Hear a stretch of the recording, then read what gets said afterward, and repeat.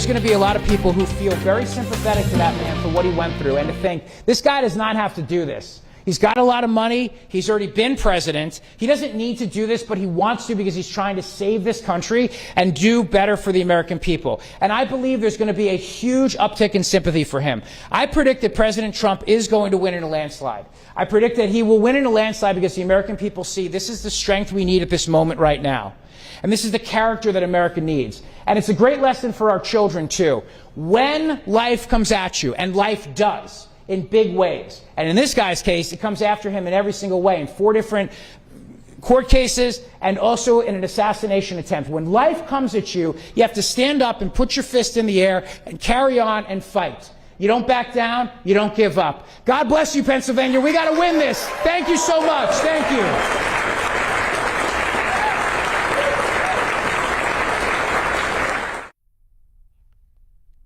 Our coverage of the Republican National Convention continues.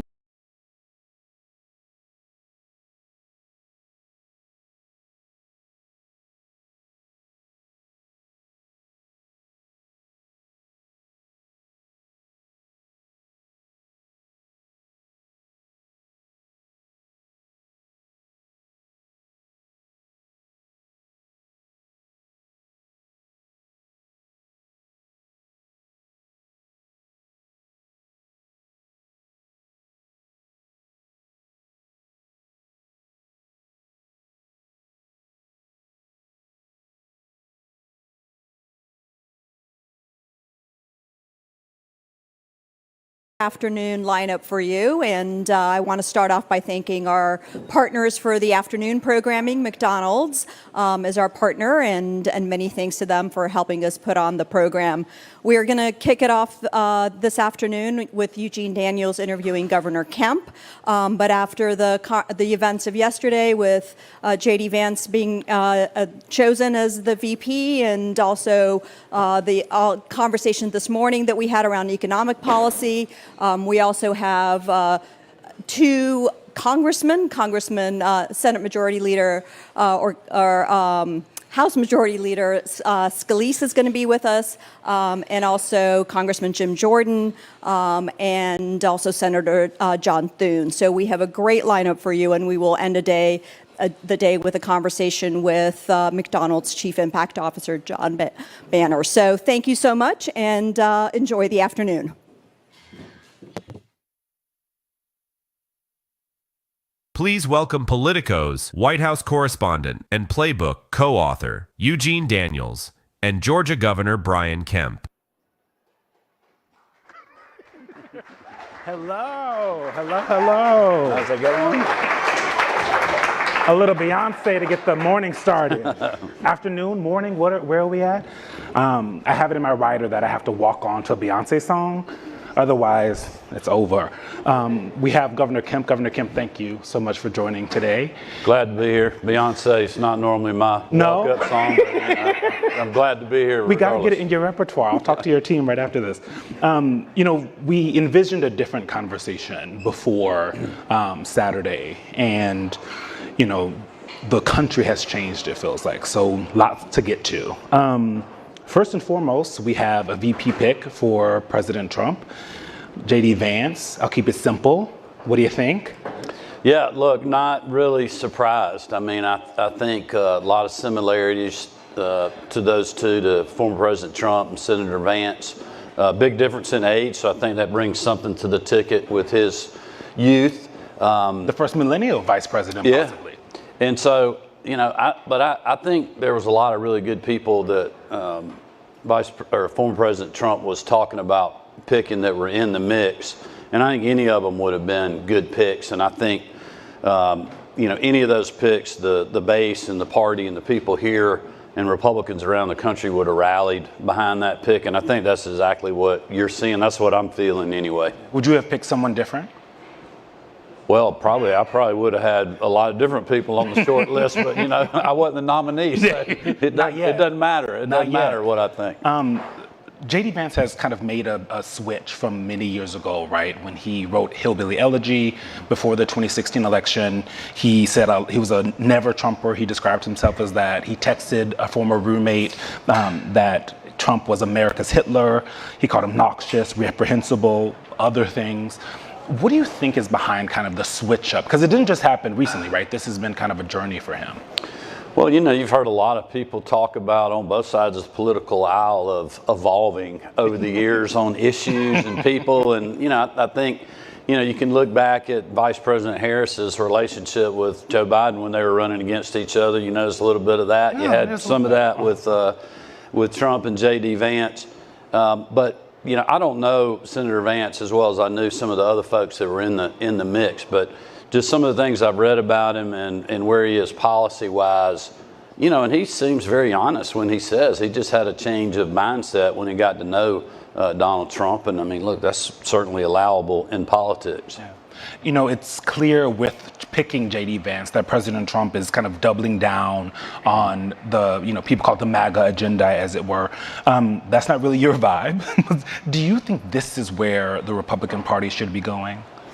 Well, you know, first I would say it depends on what issues there are, because there's a lot of issues that, like, Donald Trump and I agreed on, we worked on when he was in the White House and I was early in my administration.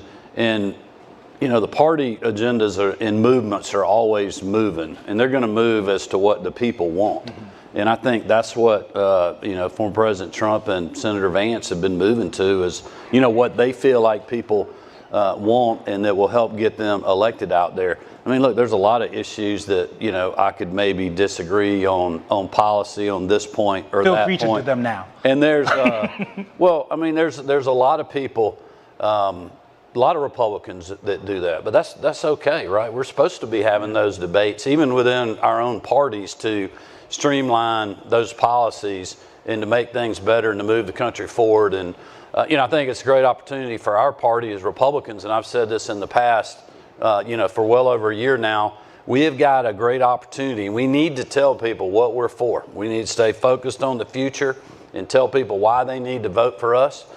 You know, I think the biggest issue is American people and people in Georgia that I'm hearing from, they can't afford another 4 years of Joe Biden. And so it's a great opportunity for whether it's former President Trump, his nominee for Vice President J.D. Vance, or any other Republican that's out there, for us to be telling people, like, what are those issues are. I mean, we have tons of them I could talk about that we've done in Georgia over the last 2 or 3 years. We'll get to some of that Georgia-specific stuff, but first I want to transition into talking about the shooting at the rally in Pennsylvania this weekend.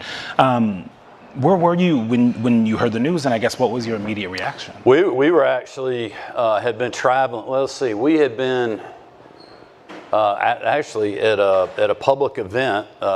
Representative Buddy Carter and myself were both on a public stage you know, Saturday morning down on the coast of Georgia. Marty, our First Lady, and my wife and one of our daughters were there with us. A big crowd, 100-year celebration of the Causeway going from Brunswick, Georgia over to St. Simon's Island. That was just a great celebration. And we were traveling back to Athens to get ready to come to the convention when all of that started. So we were kind of in the middle of unpacking the car, getting in, and then, you know, we heard something happened at the rally and started watching the TV. What was your immediate reaction to it?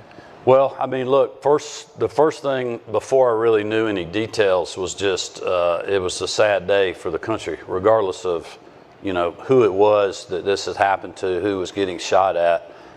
There's just no place for that in our politics and in our country, and it's very disturbing for people that were there. And then obviously knowing the details now, the loss of life, our thoughts and prayers certainly go out to that family. A guy that was an everyday hero as a volunteer firefighter, literally died an American hero protecting his family. You had 2 other people that were injured that are, you know, still recovering. And then, you know, by the grace of God, Donald Trump is here. And, you know, because it could have been just within a couple inches of him not being here. I would hate to think what we'd be going through right now in our country if that had happened. So I'm very grateful in spite of the tragic events that he survived. And I think it's a great opportunity for the country, for politicians, for people in the media, and really all Americans to say, look, you know, regardless of what side of the political aisle we're on, regardless of, you know, where we are on policy, you know, we need to be respectful of one another, we need to get back to the days of having, civil discourse in our politics and not trying to demonize the other side. It's fine to go after people on issues, and politics is a tough business, and it's like tackle football, it's a contact sport, and you're going to have some of that. But there's ways to do that in a proper way without inciting violence and really bad things happening. I mean, do you feel like this could be a wake-up call for a lot of Americans? I think over the last few days we've seen maybe that isn't the case, and are you worried that it's going to get worse? Well, I think it certainly could be. Do I think it's going to just like immediately change? Yeah. I don't. I mean, look, we have been through a really tough time in this country. When you think, and I know, like I've been in the middle of the circular firing squad, not literally, but figuratively.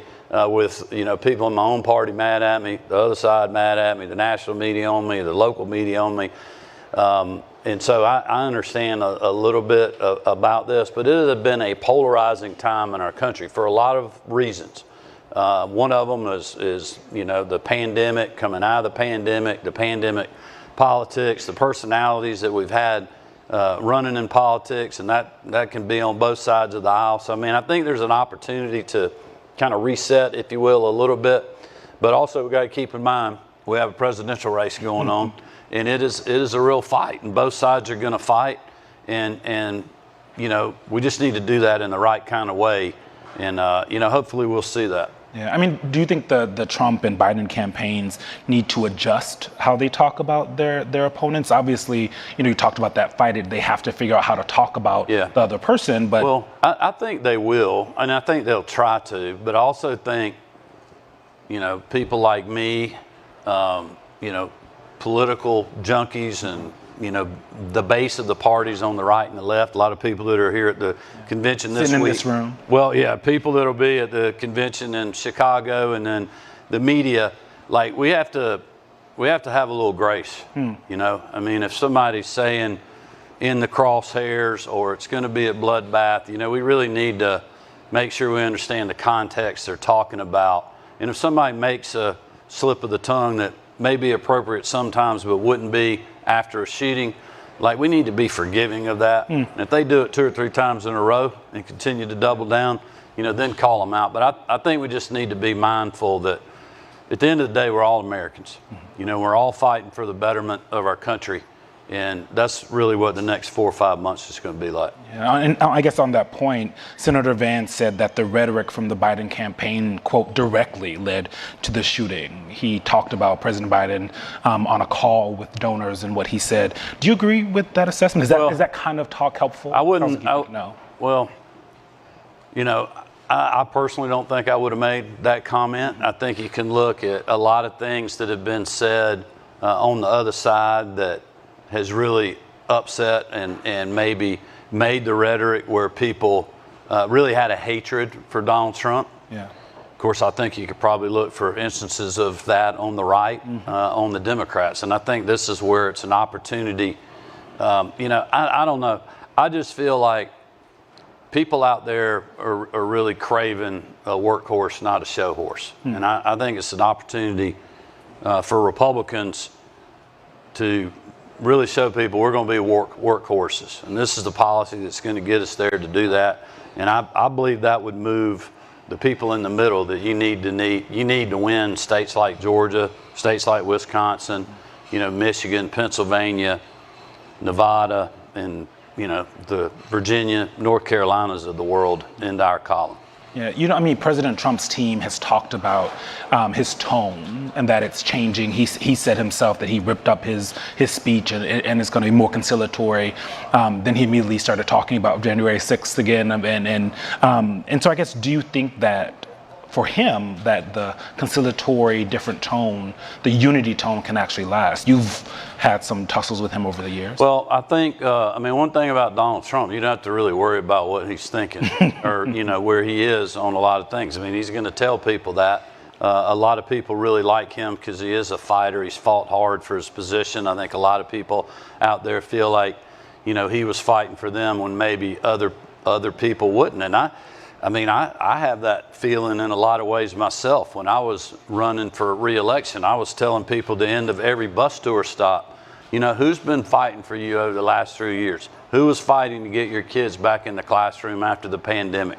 Who was fighting to get your business opened up? You know, who was fighting to keep your community safe out there?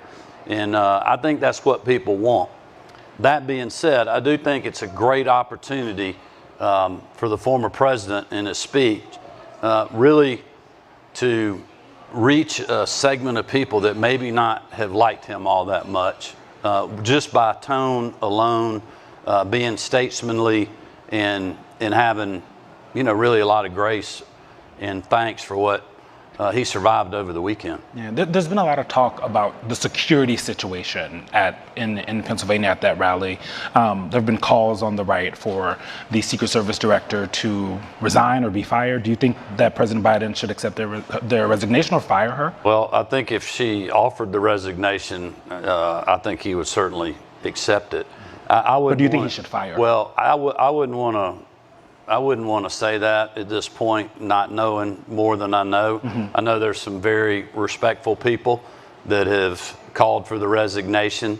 I've certainly seen things that to me are very troubling, but I'm also trying not to move too quickly. I mean, I'm a governor, I'm not a member of Congress, I'm not on, you know, I don't have oversight of, you know, that part of the federal government. I do think there needs to be a transparent, bipartisan review and investigation of exactly what happened to really answer the questions of, you know, what did happen, you know, how that person was allowed to get that close, you know, why that individual wasn't taken out before shots were fired. So, I mean, there's definitely a lot of questions, a lot of troubling things.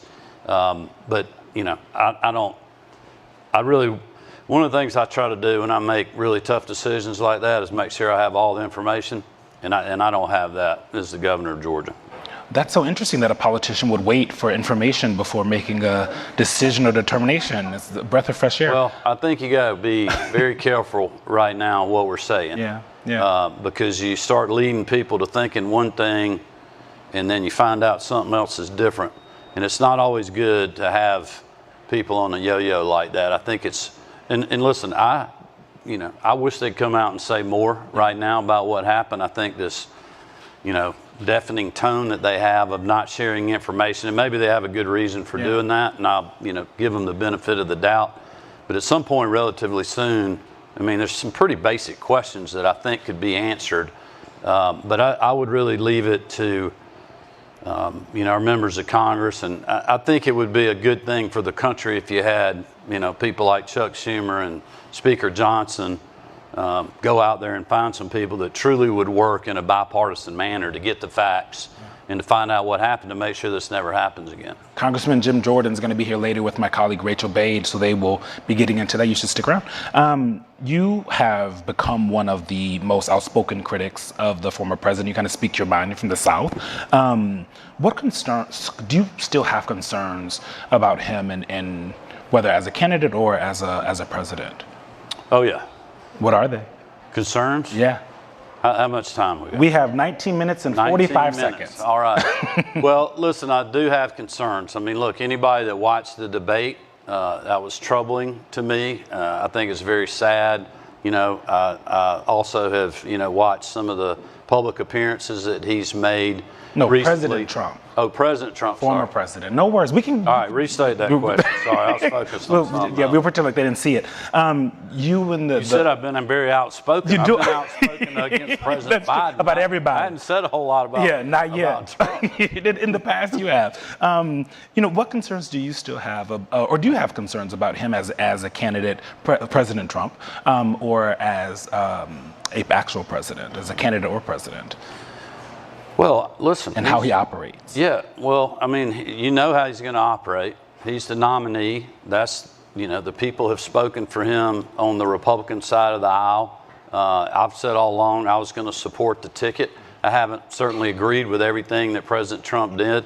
And I don't know if y'all heard this, but he also didn't agree with some of the things that I've done over the years. But that's okay in politics. I think, you know, my focus right now is on the future. And I've, you know, been pretty pointed at saying over the last year, really speaking to him and all the other people that were running for the Republican nomination, is like we got to quit looking in the rearview mirror. You know, we got to be forward thinking. We got to tell people what we're for, and you know, we got to win. You can't govern if you don't win. You could look at what's happening right now. All of this, in my eyes, in some ways, is our own fault because we let Joe Biden win that race.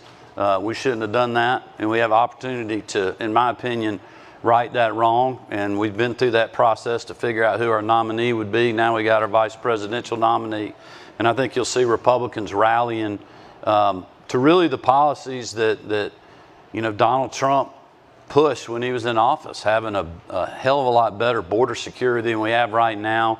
You know, making sure that we have a strong economy and putting America first from an economic perspective. You know, for every regulation they pass, they got to get rid of 2 or 3 or 4 streamlining processes and just a lot of other things that they did to make the country strong, rebuilding the military and many other things. And so, you know, that's why I'm supporting the ticket, and that's why, you know, we're going to work really hard to hold Georgia in 2024. Yeah, I guess, you know, you mentioned the primary. There were a lot of centrist Republicans, kind of in your ilk, that were running. One of the questions that I've heard people have is that, you know, the centrists failed Republicans by not stopping President Trump from becoming the nominee once again, considering, you know, all of the things that you and him disagree on, and where a lot of the centrist Democrats disagree with him on. Well, what would you think we disagree on? The election, for one, probably a lot of his foreign policy pronouncements, the way that he operates. Yeah, okay. Well, that fair? Yeah, that's fair. But I mean, I think like a lot of the people that run in the, you know, you call them centrists. I mean, there was quite honestly a lot of conservatives that were running, you know, a few moderates in the race. But I think, you know, most of the people that at least stuck around at the end of the race were running as pretty conservative Republicans. I mean, but I guess if you compare it to the America First MAGA movement, the Overton window has shifted quite a bit. Well, I think, and also some people's definition of, you know, conservative Republican is different than a MAGA Republican, which is fine. You know, we can have those debates, and I think you'll see a lot of those debates happen even after Donald Trump's elected president when it comes to foreign policy, tariffs, regulation, tax environment. You're seeing, you know, people in Washington say different things right now that, you know, others may not agree with, and that's, you know, that's part of politics. You gotta, when you get elected, you gotta, you know, bring coalitions together to get things done. And I think, you know, President Trump has shown the ability to do that in the past, and I think he'll be able to do that in the future. And I think having somebody like J.D. Vance as the on the ticket and a member of the United States Senate would certainly help him legislatively. You just said when he's elected. It sounds like you feel like this election's a done deal. Well, I want to be confident, but not overconfident. Okay. I do not. So you still like President Biden? I absolutely do not think this is a done deal. I think, you know, I feel good about the unity that's happening. I feel good about the excitement that people have, you know, coming off of the debate, coming off of really just all the things that happened last weekend, but also know that like 4 or 5 months is an eternity in politics. And a lot of things can happen, a lot of things can change. And the best advice that I would give them, having just run for re-election against a really tough opponent and kind of a national tight race that a lot of money was raised in, is the best thing you can do is think about winning the day. You know, win today, get up tomorrow, try to win that day, win the next day, and just do that until election day at 7 p.m. or whenever the polls close. And, you know, then you can let the chips fall where they may. But I do not think Republicans need to be getting overconfident right now. This is going to be a dogfight the rest of the way. Yeah. Project 2025 has kind of garnered over the last couple of weeks a lot of attention. It's been around for a bit. It's kind of really entered the zeitgeist at this point. Many Democrats, many Republicans feel like it's a framework for the next Trump administration. there are, I think a lot of people say some quite extreme things in there that they're worried about. Do you think people have a right to be concerned about kind of the extremist policies that are within that agenda? Well, my view on that is, I mean, that's not the Trump campaign's agenda. You can, try to tie that. But a lot of the people who put it together work for him and will work from him. I get that, but I have a lot of my supporters that have different ideas on policy than I do, and they may put things out there and want you to sign this pledge and that pledge.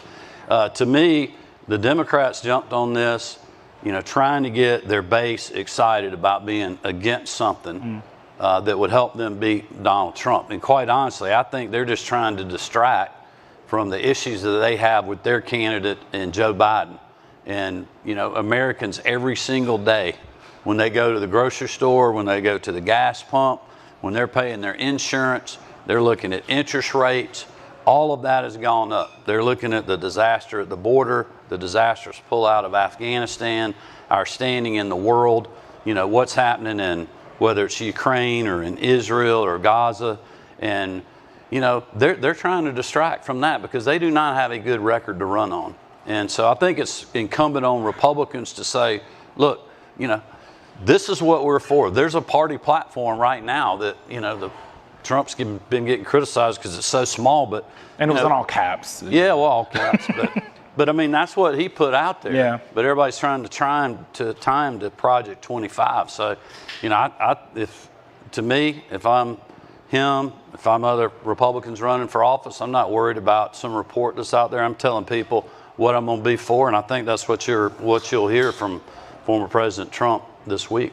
But do you have any issues with what's in Project 2025? Because I hear what you're saying that, well, look, I have not looked at all. I mean, it's like 600 something pages. Yes, I have not read the report. I apologize. I have not read the report. But, I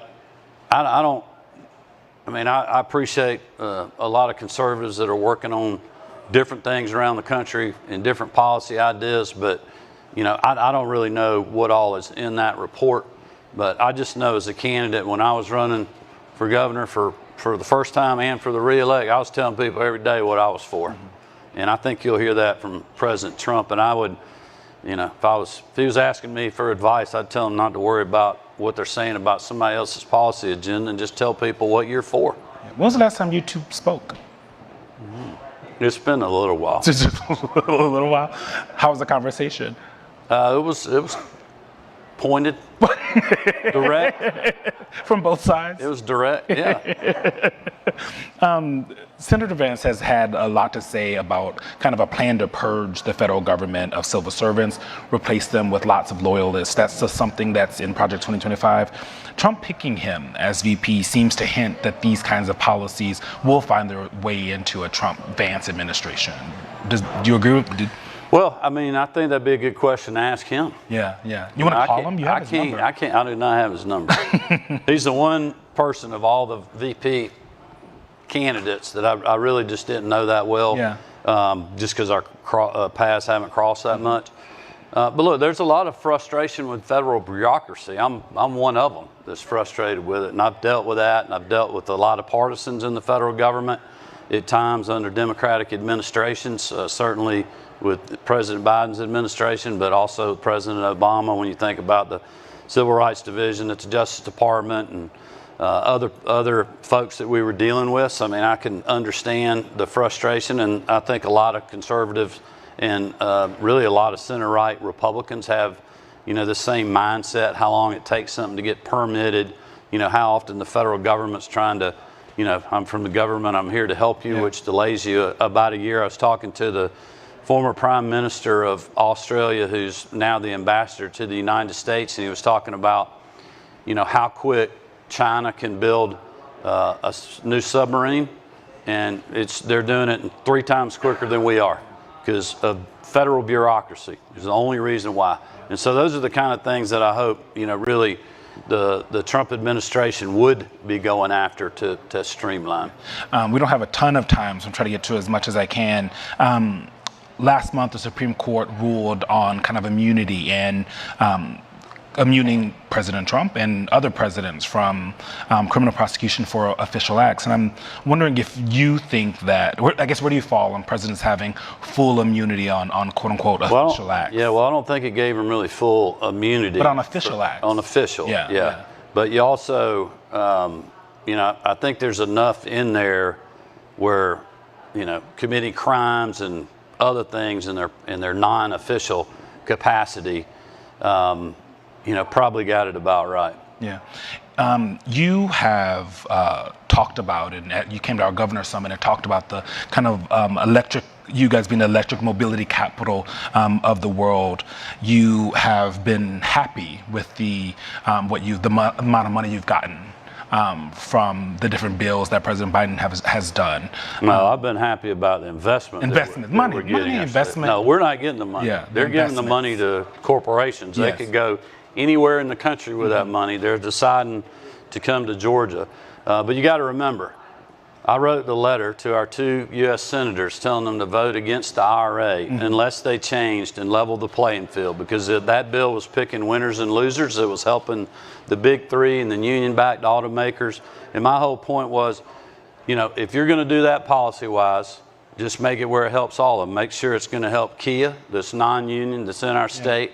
Make sure it's going to help Hyundai and Rivian, which both had already announced to come to our state ever before the IRA passed. The SK battery plant in Commerce, Georgia, my predecessor, Governor Deal, announced that project in 2019, before Joe Biden was ever president.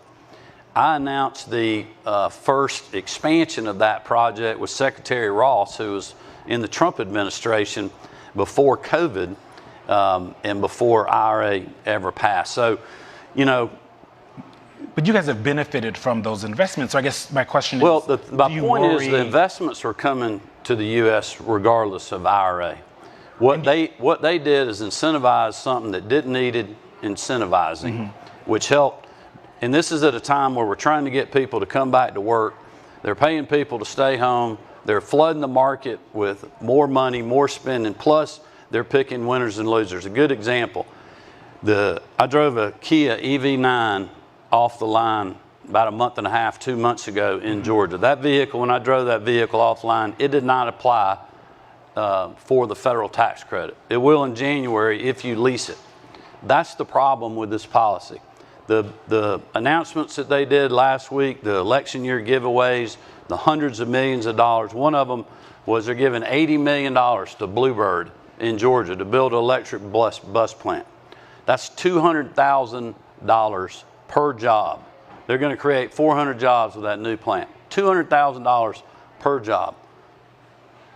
I mean, that's not good policy. When these things were happening anyway in our country before IRA was ever passed.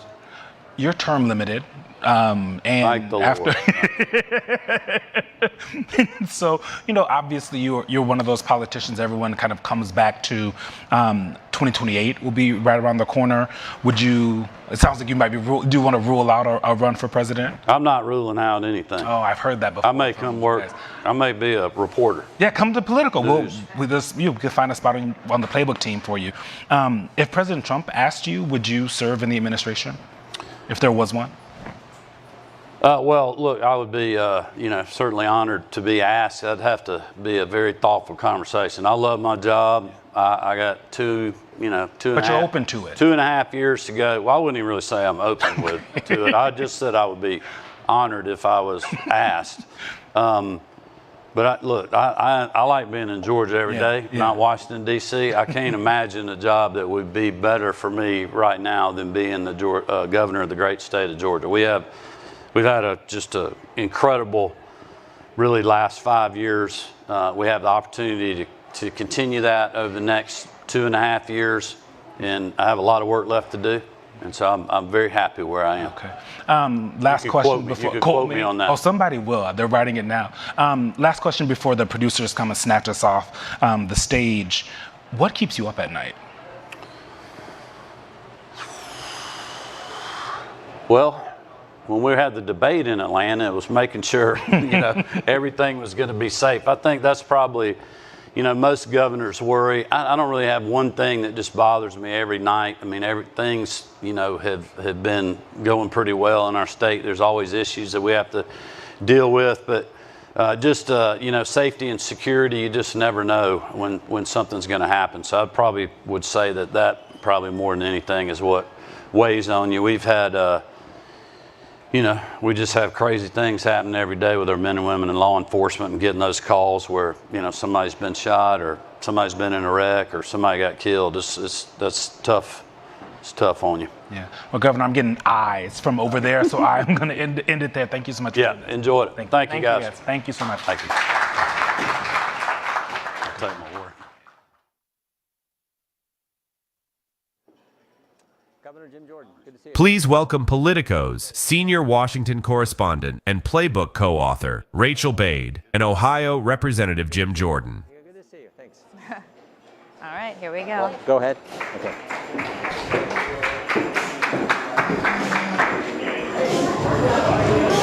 You like your intro song? Yeah, just my kind of music. Okay.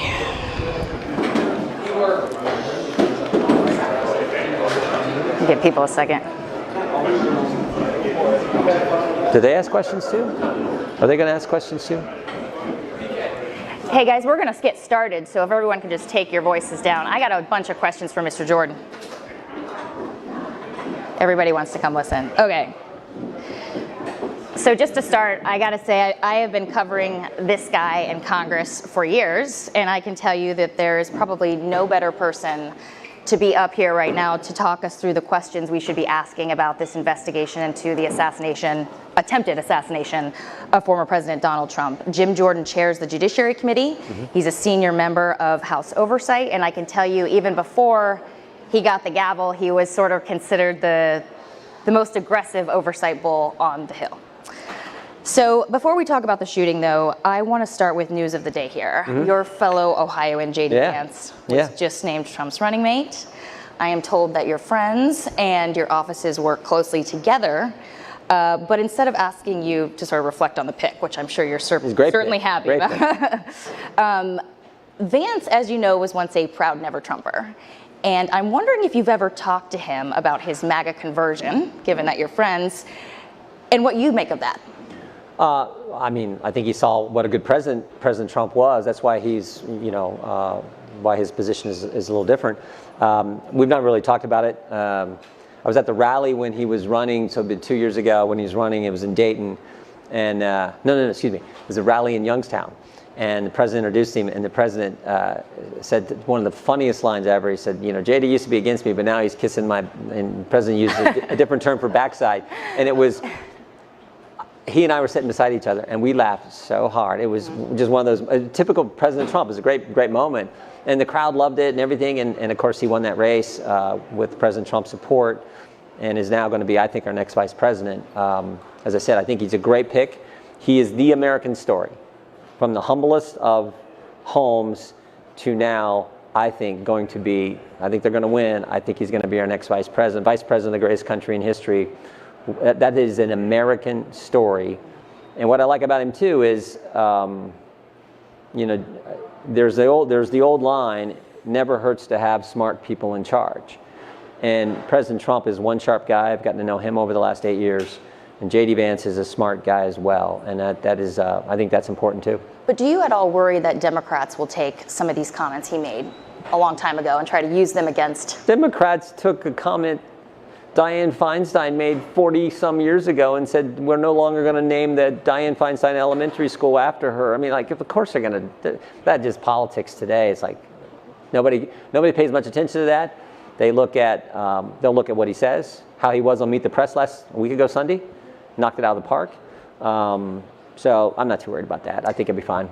Now, let's talk about the You Senate probably seat. even said something that, you know, someone can make an issue of. I know I have. We all have. It's called being human. So whatever. That just happens. And also, there's nothing Trump loves more than like a hardcore MAGA person than somebody who's a convert, right? Yeah. So, what about his Senate seat? So, should the Trump Vance ticket win the election, Ohio Governor Mike DeWine is going to be appointing someone to take that seat. You and Governor DeWine aren't exactly close, very different types of Republicans, but would you take that job if offered? I'm focused on winning. You got to win first. So I want to help President Trump win. I want to help our Senate candidate. Bernie Moreno is a great candidate. I've campaigned with him. I've campaigned with Dave McCormick over in Pennsylvania. He's another great candidate. The wrestling guy. Love that about McCormick. He wrestled at West Point. So I'm and then helping House candidate. I was in Minneapolis on Saturday when we just left an event for Mr. Finstad and Ms. Fishbach, a couple of our colleagues, when we heard the news of the tragedy in Pennsylvania. So we got to win first. Let's focus on that. And then, frankly, we got a lot of work to do still the remainder of this Congress in the Judiciary Committee, starting next week with Chris Wray in front of our committee, and he's going to get all kinds of questions about what happened Saturday in Pennsylvania. I'm going to get to that in a minute. But just to go back, I'm not going to let you off this season on whether you want that seat. So you've been in the House forever, not to make you sound old. You ran for Speaker, didn't quite get the votes. Didn't get the votes. That's The only way I see you wanting to stay in the House if you're offered this job is if you plan to make another run for leadership someday. Is that something you're considering? I'm for Mike Johnson. I'm for winning this race. I'm for doing our job, plain and simple. And most importantly, I'm for helping President Trump and J.D. Vance become the next president and vice president. So I'm focused on that. And as I said, we still got some reports we got to put together on our committee, working with other committees. We just released a great report a week ago on this GARM and what the crazy stuff they're doing. I thought it was a powerful report we'd put together, part of our oversight. So we got a lot of work to do. I'm going to stay focused on that and helping my colleagues. I've done more traveling than ever, helping our colleagues around the country win their races. So we have more than a 3-seat majority or whatever we're at now, 3 or 4. I'd love to have a 10, 12, 15-seat majority where we can, with President Trump in the White House, with Bernie Moreno in the Senate, Dave McCormick in the Senate, where we can cut taxes, secure the border, common sense energy policy, do the things that are going to really help America. Gone from one of the most despised members of the House Republican Conference to working with the team there. Wow. Well, we got to win. Look, I said this on January 3rd, at the start of this Congress. And I said it because I mean it. I mean, I only say things I mean. When I nominated Kevin, I said, any differences that exist in the Republican Party, and I used my colleague from our state, Dave Joyce, more moderate Republican, I'm more conservative. I said, any differences that exist in the Republican Party, any difference between Jordan and Joyce are pretty darn small compared to the differences between the Republicans and the left, which now control the Democrat Party. And that's what we better understand. So we better stick together if we want to stop where the left is going to go. I believe President Trump understands that. I think our Senate candidates, I think we're understanding that. That's how we need to focus if we're going to get things done for the American people that help our great country. Easier said than done in the House Republican Easier said than done, but that's what needs to happen. Let's turn to Saturday's tragedy. You're very close with the former president, so I can imagine that the news was very shocking and definitely shook you. But I want to ask more about the security failures. We had a shooter who was, 150 yards away from the former president. You had people seeing this person bear crawl up the roof, alerting authorities. I mean, how the hell does this happen? Yeah, I think that's the fundamental question. I would even make it even more fundamental, I guess, is there's a finite number of buildings that a bad guy could get on the roof of and do harm. So what is that number? 2. Well, probably not even 2, because one of them we had the good guy on. Okay. So the good guy, so maybe it's just one, maybe it's just that one. There may be, if you look at the videos and the pictures, there's some other buildings there. So maybe, but it's a relatively small number. The fact that they weren't secure and we didn't have them secure, and I'm no expert in all this security, but people who I've talked to and who've commented on it, that seems to be the fundamental question. So why wasn't that done? And then you go from there, okay, when there was the alert, what happened then? What was the TikTok and the sequence of things? There's a report today, I think, in the Post that says there was 86 seconds between when someone first said something and when the first shot was fired. I want to know, I'd love to talk to the local police officer who supposedly went up and confronted the bad guy and then back down, according to reports. I'd love to talk to that individual. And I'd really like to talk to, in addition to talking to Director Wray and Director Cheadle and the people who are coming, I'd really like to talk to the guy on on the roof who took out the bad guy, the counter sniper, the sniper for the Secret Service who took out the bad guy. Like, could he see him, right? Like, for how long? Yeah. And what did he see? And did he try? What was the radio communication? I think all those are questions that need to be addressed. And the kind of questions I think Director Wray is going to get next Wednesday or Thursday, whatever the 24th is next week when he's in front of our committee. Are there plans at this point to either subpoena or just invite those individuals you just mentioned to come in to testify? Well, Mr.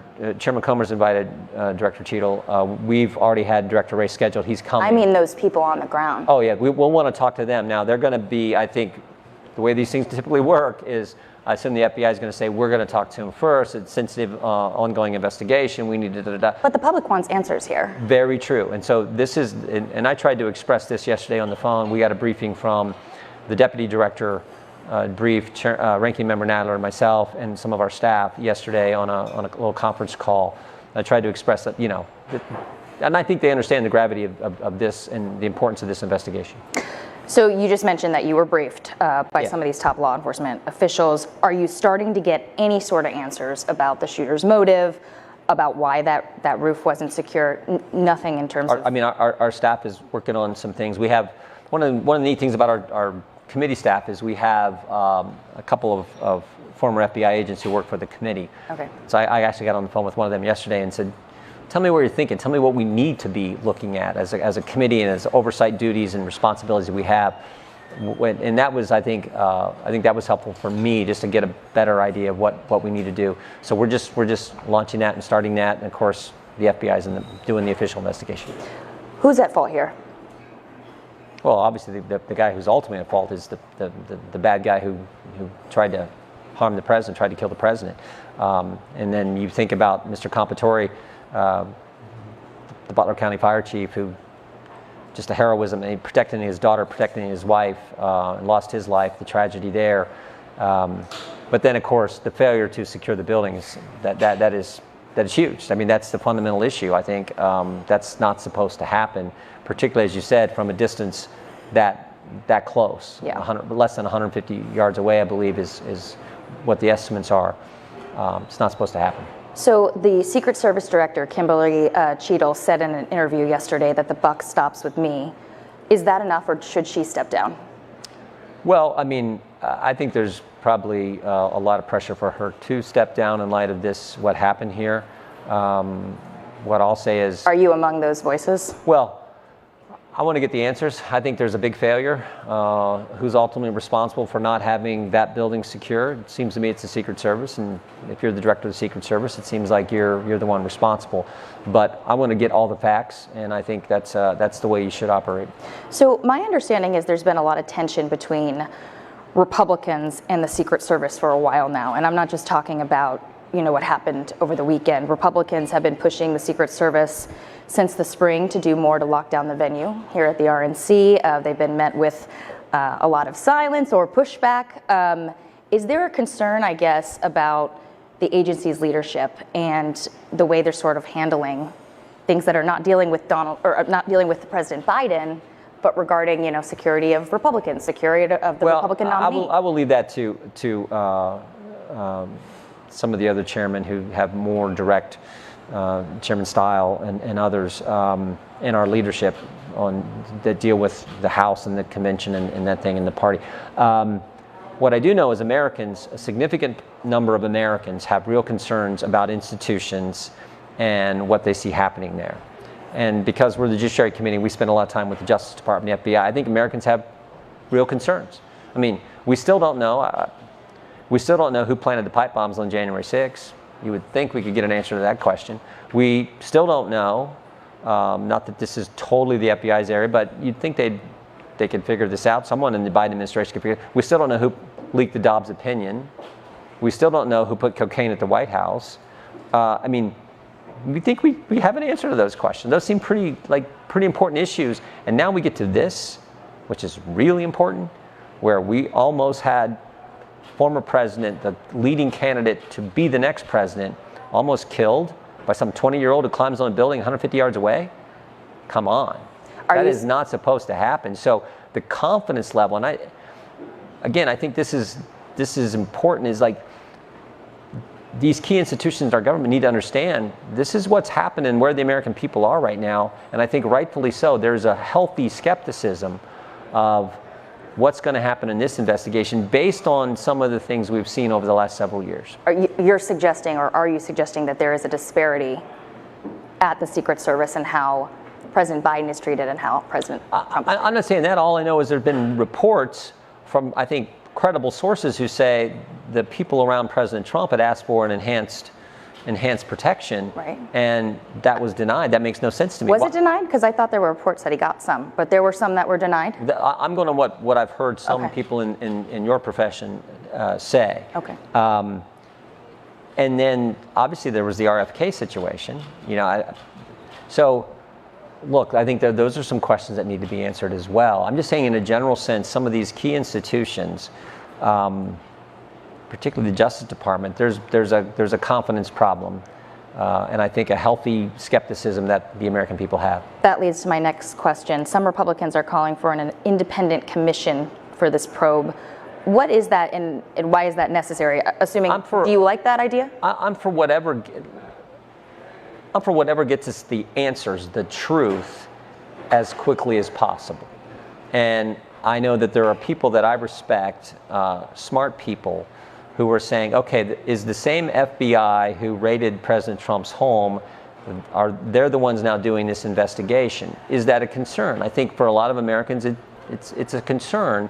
So how do we best get the truth? I don't know, but I do know we need the truth. And frankly, when you were, 113 days or something before the most important election we have, election of commander-in-chief of our country, I think it's important we get that information in a timely fashion. So that's what we'll be pushing to do in the Judiciary Committee, what Speaker Johnson and Republicans will be pushing for. And I think all members of the Congress should be pushing for is the truth in as short a possible time as we can get it. So if Republicans don't necessarily trust the DOJ to handle this, who do you trust? Like, who would you want to take the lead on one of these investigations? Are we talking about former, maybe the Republican appointed DOJ folks? Like, is there an idea of what you want?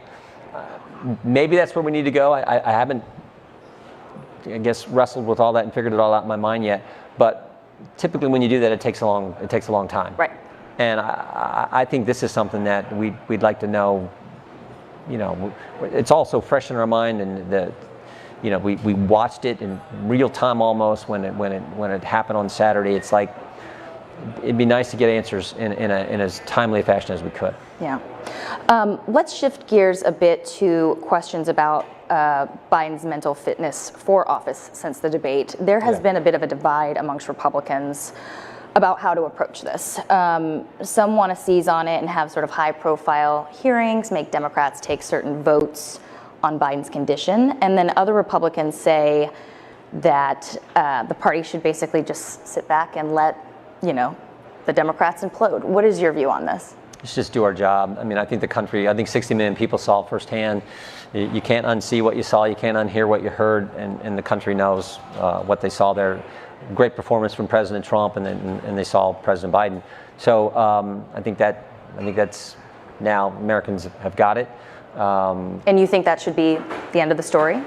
There's not a role for how we still have work to do. We're in a lawsuit over the audio tapes from her special definitely going to counsel. get to that too. Yeah, we think we got a strong case. We think we're going to win. We think if they had a privilege, they've already waived it when they gave us the transcript, when they gave us when the Attorney General chose to give us the full report. So, I think we continue with the work we've done and are involved in, but I think the country saw it firsthand. Is there any risk that if Republicans probe this too hard, before Biden becomes the official nominee, you actually unwittingly help the Dump Biden movement? I guess you could make that argument, but again, I think we should be focused on doing our job and helping our candidates around the country, helping President Trump and JD win the White House. I mean, we need to be focused on that, and that's where I'm at. For those of you who don't know, the House Oversight has, I believe, subpoenaed, I don't know if it's just a document request, or subpoenaed several aides close to President Biden. They're trying to get some sort of session with the doctor, his doctor, Yeah. to basically find out if there was some sort of cover up of his condition. Did you at all advise Oversight Chairman James Comer not to do that? Chairman Comer decided that. Okay. But clearly that's not what your panel is doing and not your preference. We got, as I said, we're focused on Christopher Wray coming in, and particularly in light of what happened Saturday, I think that's where you're going to see the bulk of the questions is going to be on that subject. So we're focused on that. What do you make of Chip Roy wanting to have some sort of resolution calling on the cabinet to invoke the 25th Amendment? Do you think that should be taken up? That's up to Kamala Harris and the cabinet. That's how our Constitution works. But House Republicans shouldn't take a vote on that per se? I think that's a call. I think it's a call for the Vice President. Our system, the 25th Amendment, I have to go back and look at it closely, but I think it's the Vice President calls the cabinet together. You need a majority of the cabinet to move ahead. I have to go back and look at it, but that's how it's initiated and put into motion. So if Biden were to step aside and Democrats choose a new nominee, the RNC has indicated that they will fight this in court. I'm wondering if there's a role for judiciary here, whether it's just advising things, or I don't know. I'm just curious. I don't know.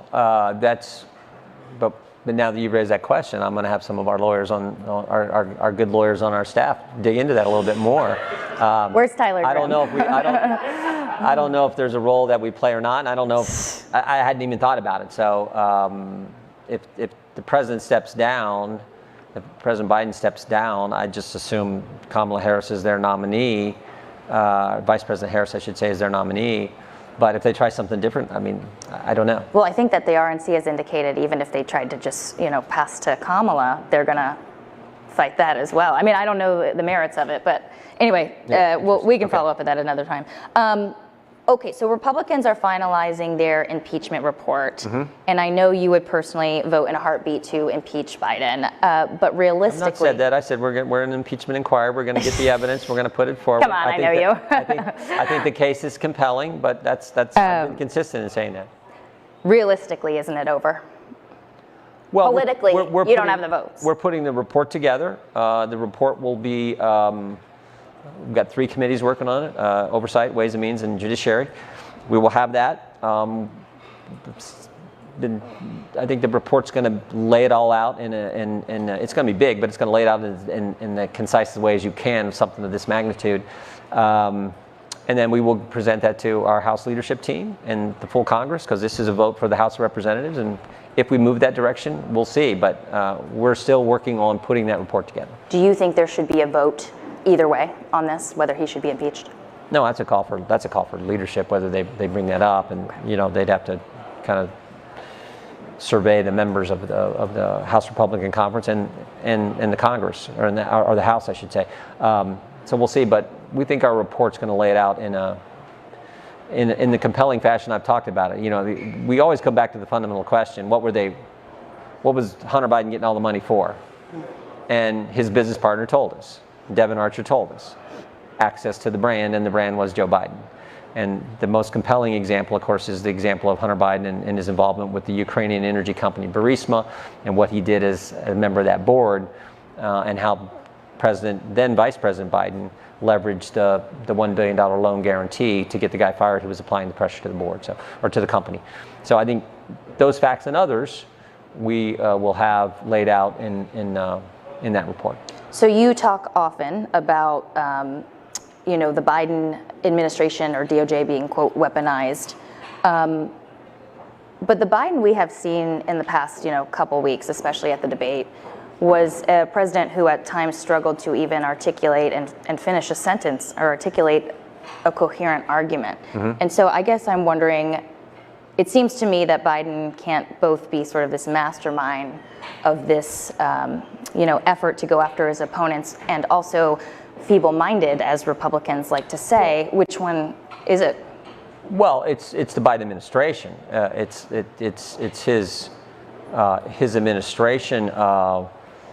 Whether it's Jack Smith and what he's doing, or what I think this whole effort from the left to go after President Trump, which has been an 8-year ordeal, starting with spying on the campaign, Mueller investigation, impeachment, raid in his home, Jack Smith special counsel, Fonnie Willis, Alvin Bragg, all 4 cases, the judge in New York, the decisions he made on the gag order and everything else, 14th Amendment, trying to, best way to beat him is not let him play, keep him off the ballot. Thank goodness the Supreme Court said 9-0, that was crazy. And then on it goes. So it's been this escalation from the left, and much of that from the Biden administration. Not to mention how they tried to, I mean, this was the big story a year ago, was how they tried to do the Hunter Biden sweetheart deal. And thank goodness for Mr. Shapley and Mr. Ziegler, who came forward as whistleblowers at the IRS and laid out the facts for us there. And then suddenly, whoa, Shazam, no more sweetheart deal, and now we're going to make David Weiss a special counsel, even though he already had the sweetheart deal put together and was going to try to get it through court. So I think it's all that is, so that's just not Joe Biden, but that's his administration, that's the left, that's the Democrats. So your panel, as you mentioned, is suing for access to the Biden videotapes with special counsel Robert Hur. I believe you just recently filed some sort of appeal to the court to advance this, go quickly, right? Two and a half weeks ago. To speed it up, essentially, you guys want to do that. Yeah, we went to court, and we'd like to get an answer, soon. But you and I both know from, me from years of covering Congress, and you from being on Oversight, that these things take years. And oftentimes you don't get the information you want until the president you're probing is already gone. Mm-hmm. And so I guess I'm wondering if you think that there should be some sort of changes, I don't know if it would be a bill of some sort, to try to force the courts to adjudicate these disagreements between the executive branch and the legislative branch more quickly. I know you're no fan of Adam Schiff, but the shoe was on the other foot, just a couple years ago with Democrats. Yeah. And they talked about something like this. Yeah. Now you're in the position. Is this something that maybe Congress should look at? Yeah, I get a little nervous about some of that. It's frustrating when you want the information, you can't get access to it. And it's frustrating when you call in the heads of these agencies, and their ongoing investigation. We can't we can't answer that question. So that's always frustrating. But we still got the best system going. I think we saw this week with Judge Cannon. Like, the Constitution means what the Constitution says, and it's a great day for President Trump. More importantly, I think it was a great day for the Constitution and the rule of law. So I get nervous about trying to impact this amazing country, the best country ever, the best system ever. Sometimes you got to be careful about changing it too. So I get a little nervous about that. But I like information faster, of course. But I get a little nervous about us changing it, because sometimes we make it worse. Not to geek out or anything, but the congressional subpoena doesn't have much power right now. But okay, so you just mentioned Eileen Cannon. That's actually something I want to go to next. So you are obviously a big supporter of Donald Trump's. You were probably excited. I think you just expressed that you were glad to hear that Judge Eileen Cannon threw out the classified documents case. But purely from an oversight perspective, I'm wondering if you have any concerns if the ruling stands as it is now. Doesn't it make it harder to sort of probe a president from now on? No, I think it's the issue was Jack Smith wasn't named special counsel in an appropriate way because he'd never been confirmed by the Senate, and you can't just create some office. That was the whole thing, and I think it stems largely from Justice Thomas's opinion in the concurring opinion in the immunity case. So I think that's plain and simple. That's just the Constitution. If Merrick Garland had picked a U.S. attorney who had been confirmed, you wouldn't be able to make this argument. The case would still be going on. Now, there's other problems with the case. Remember, a few weeks ago, we learned that they altered the sequence of the documents they had seized from President Trump's home, which you can't do. The scanned documents didn't match up with the actual physical documents, and the special counsel Smith's team had to file with the court saying, yeah, it doesn't match up. That's a problem. So there were already all kinds of problems. Not to mention the different treatment that special counsel Hur found Joe Biden violated knowingly disclosed classified information and gave it to someone who wasn't allowed to get it. found that, but he doesn't get charged, but President Trump does, and they raid his home, and they altered the sequence, and so there's all kinds of problems with that case already. But the fundamental question is what Judge Cannon answered. It's been appealed. They're going to appeal it, so we'll see what happens. Yeah. So special counsels are supposed to be sort of insulated from politics, and under this ruling, we'd basically have presidential appointees doing the investigating and the charging. And from my understanding, unless Congress actually passes a law authorizing an outside appointment, that sort of would be what you're left with. But you guys wanted a special counsel on Biden, and under this ruling, from my understanding at least, that wouldn't even be allowed, right? Because the Senate Democrats would never go for, and why would Biden ever sign a special counsel into himself? Well, I mean, again, back up to the basics here. The reason you think a special counsel is warranted in the Biden situation is because you're talking about his son being investigated. If ever there was a fact pattern that cried out and warranted some kind of special counsel, that would be the one. Instead, what happened is you had David Weiss from Delaware investigating this all. He tried to put the sweetheart deal together, and then he was named, the very guy who put the sweetheart deal together was named as the special counsel by the Biden administration after they got caught trying to sneak the deal past the judge, past the court. That's why I think you saw Republicans say, "Wait a minute, this never should have, played out this way." Well, that is all the time we have for right now. Obviously, people should keep an eye on Chairman Jordan throughout this investigation into the attempted assassination attempt of Donald Trump. And maybe you should give the scoop to Playbook when you actually call in those people on the ground who are going to be testifying. So thank you so much for your time. Thank you. Appreciate it very all. much. All right. Thank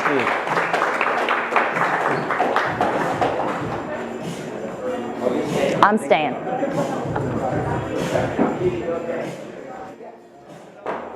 Please welcome Louisiana Representative Steve Scalise. All right.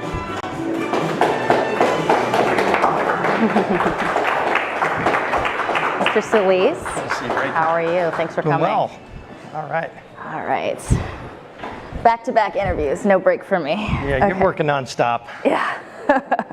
It's all good things, good problems. Yeah. Okay, so given all the talk about Saturday's assassination attempt of Donald Trump, I am glad to be joined here by our next guest, House Majority Leader Steve Scalise, who, as many of you guys know, has been on the receiving end of political violence himself. You'll remember that just a few years ago, Scalise almost died when a deranged gunman showed up at the Congressional Republicans' morning baseball practice and started shooting at them. As somebody who was covering House Republicans at the time, I remember how terrifying and awful it was, not just for you, but for your staff, for your family, and your colleagues. And so I want to actually start there. Just give me your reaction to the tragedy on Saturday. I mean, I'm sure it brought back a lot of horrible memories for you.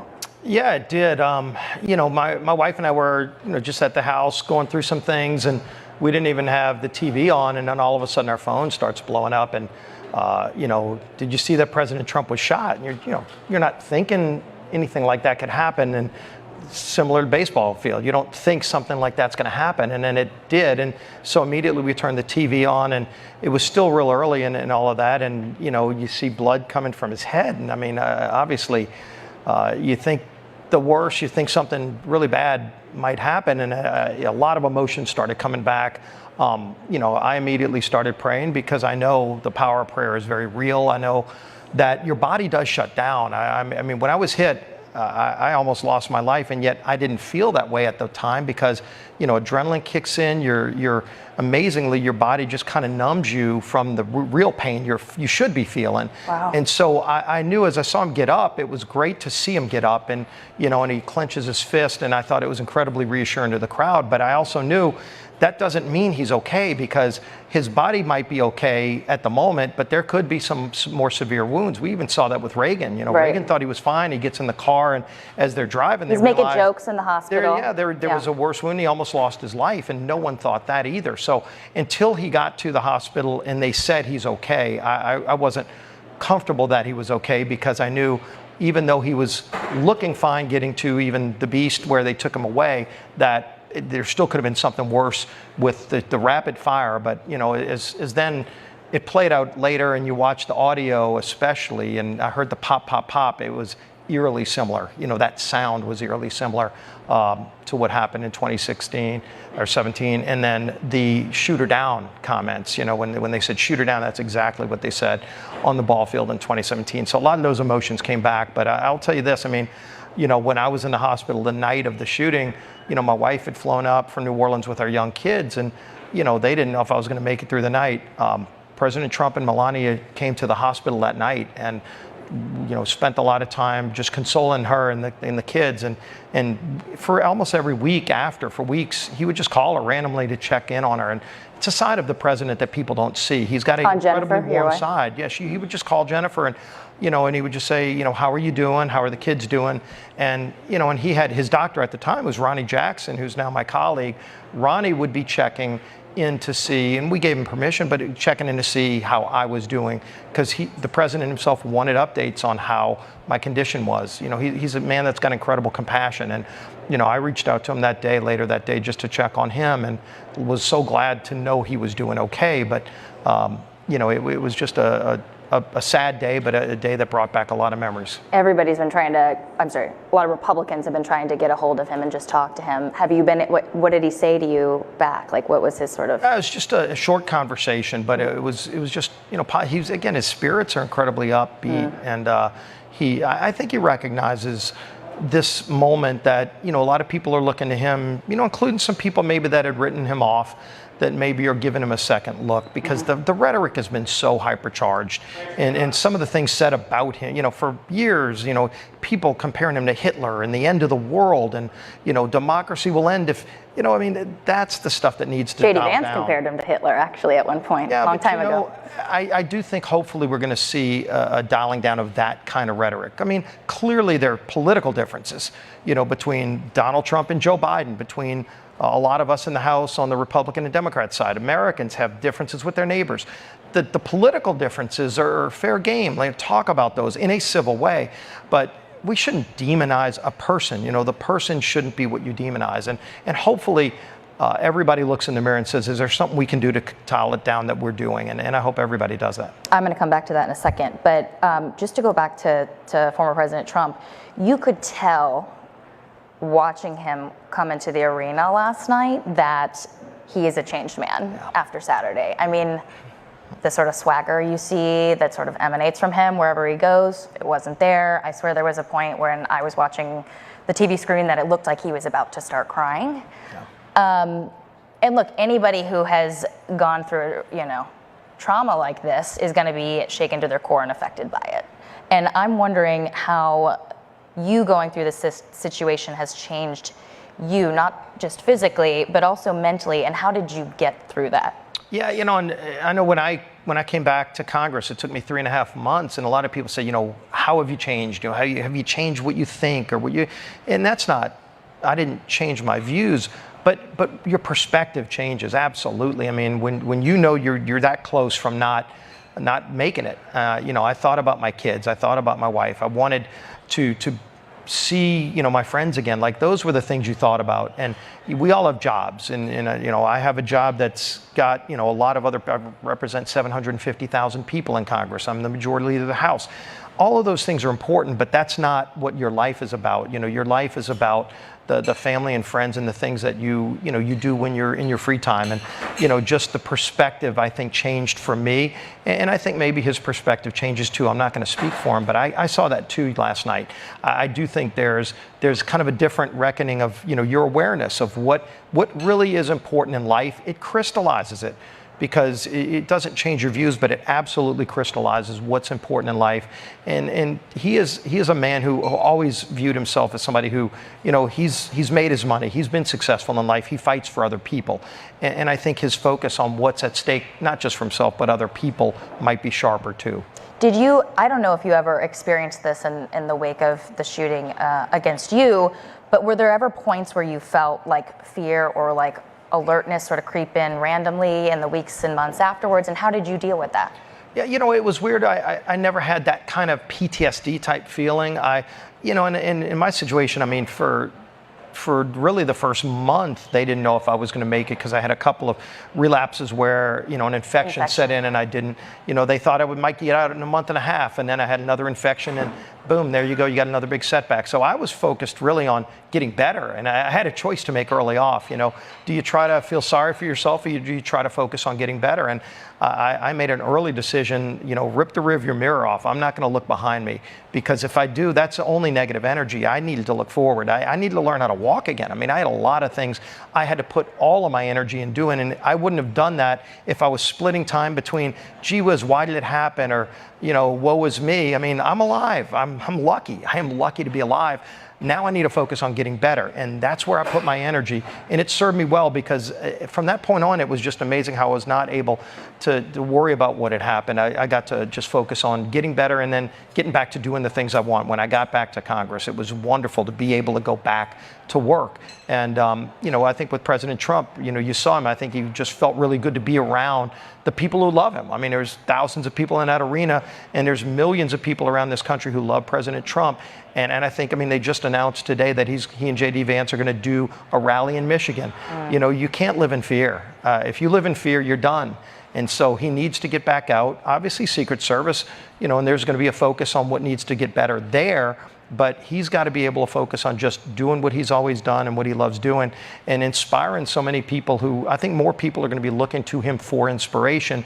And I think there is a recognition amongst President Trump now that there is that ability to maybe reach more people. And so go out and do that, but don't look back. It's interesting, because my next question was actually about what advice you would give to former President Trump as he's sort of dealing with this in the coming days. But, it sounds like you're saying, don't retreat. Go out, be out there. Just be who you are, but with that renewed focus. I mean, I do think there is a different focus that he has now that will make him a better leader. And he's already been a great leader, but I think this just brings him to a different level. So I remember when you were shot, there was an outpouring of gratitude amongst, Republicans, Democrats, staffers, for your Capitol Police detail that saved your life and actually killed the gunman. We are seeing a very different reaction with the Secret Service here. A lot of people calling for investigations, for the Secret Service director to resign. I'm wondering, how are these situations different? Yeah, with the security of any president or former president, obviously there is, Secret Service's job is to protect presidents and former presidents, and they always have a high level of detail, advance, all of that, and so any event that they go to, and Donald Trump's in a unique position because he's a former president who is running for president, the leading candidate for president. So it's not just like, President George W. Bush, who, if he went to a restaurant tonight, he's going to have Secret Service protection. They're going to take it serious. But Donald Trump is not just going to a restaurant. He's going to a rally with thousands of people, and secure and unsecure perimeters. All of those things are things that the Secret Service deals with on a regular basis when they're doing their job. That's the area of scrutiny that you're seeing. Obviously, we're going to be having a hearing on that next week with our Oversight Committee and our Homeland Security Committees. I think there's still a lot of questions that have been raised that are very valid, that our committee members and I think the American people still want answered. Absolutely.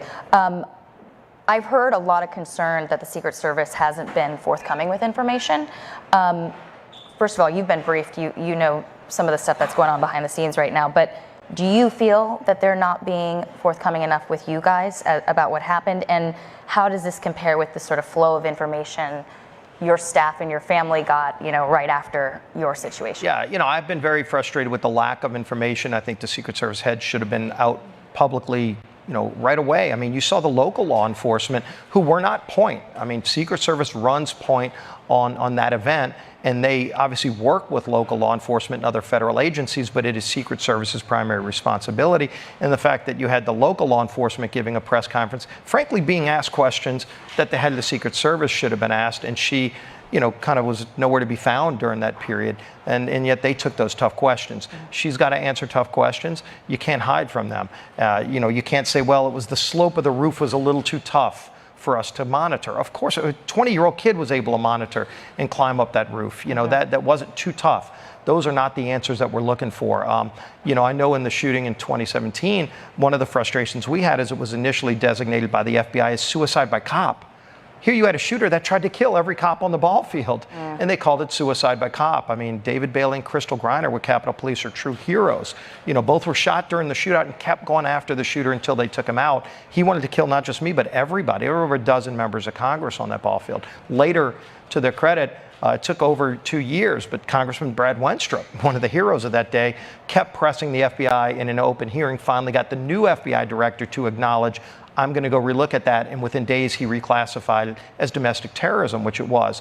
You know, at least the FBI in this case was quick to classify it as a suicide attempt, or as assassination attempt on the president. They didn't try to say suicide by cop, but, you know, I do think the FBI, who's running point on the investigation, at least started off the right way with the call of this was an assassination attempt. The FBI back then called it suicide by cop, and so their initial approach was not the tone we wanted to see. Today, I think it's different, and hopefully they're aggressive in finding out if there are answers to be found, that we get those. Do you think the Secret Service director should step down? I think she should. I've been very disappointed in her lack of candor. I think the American people need to see whatever the answers are. Tough questions.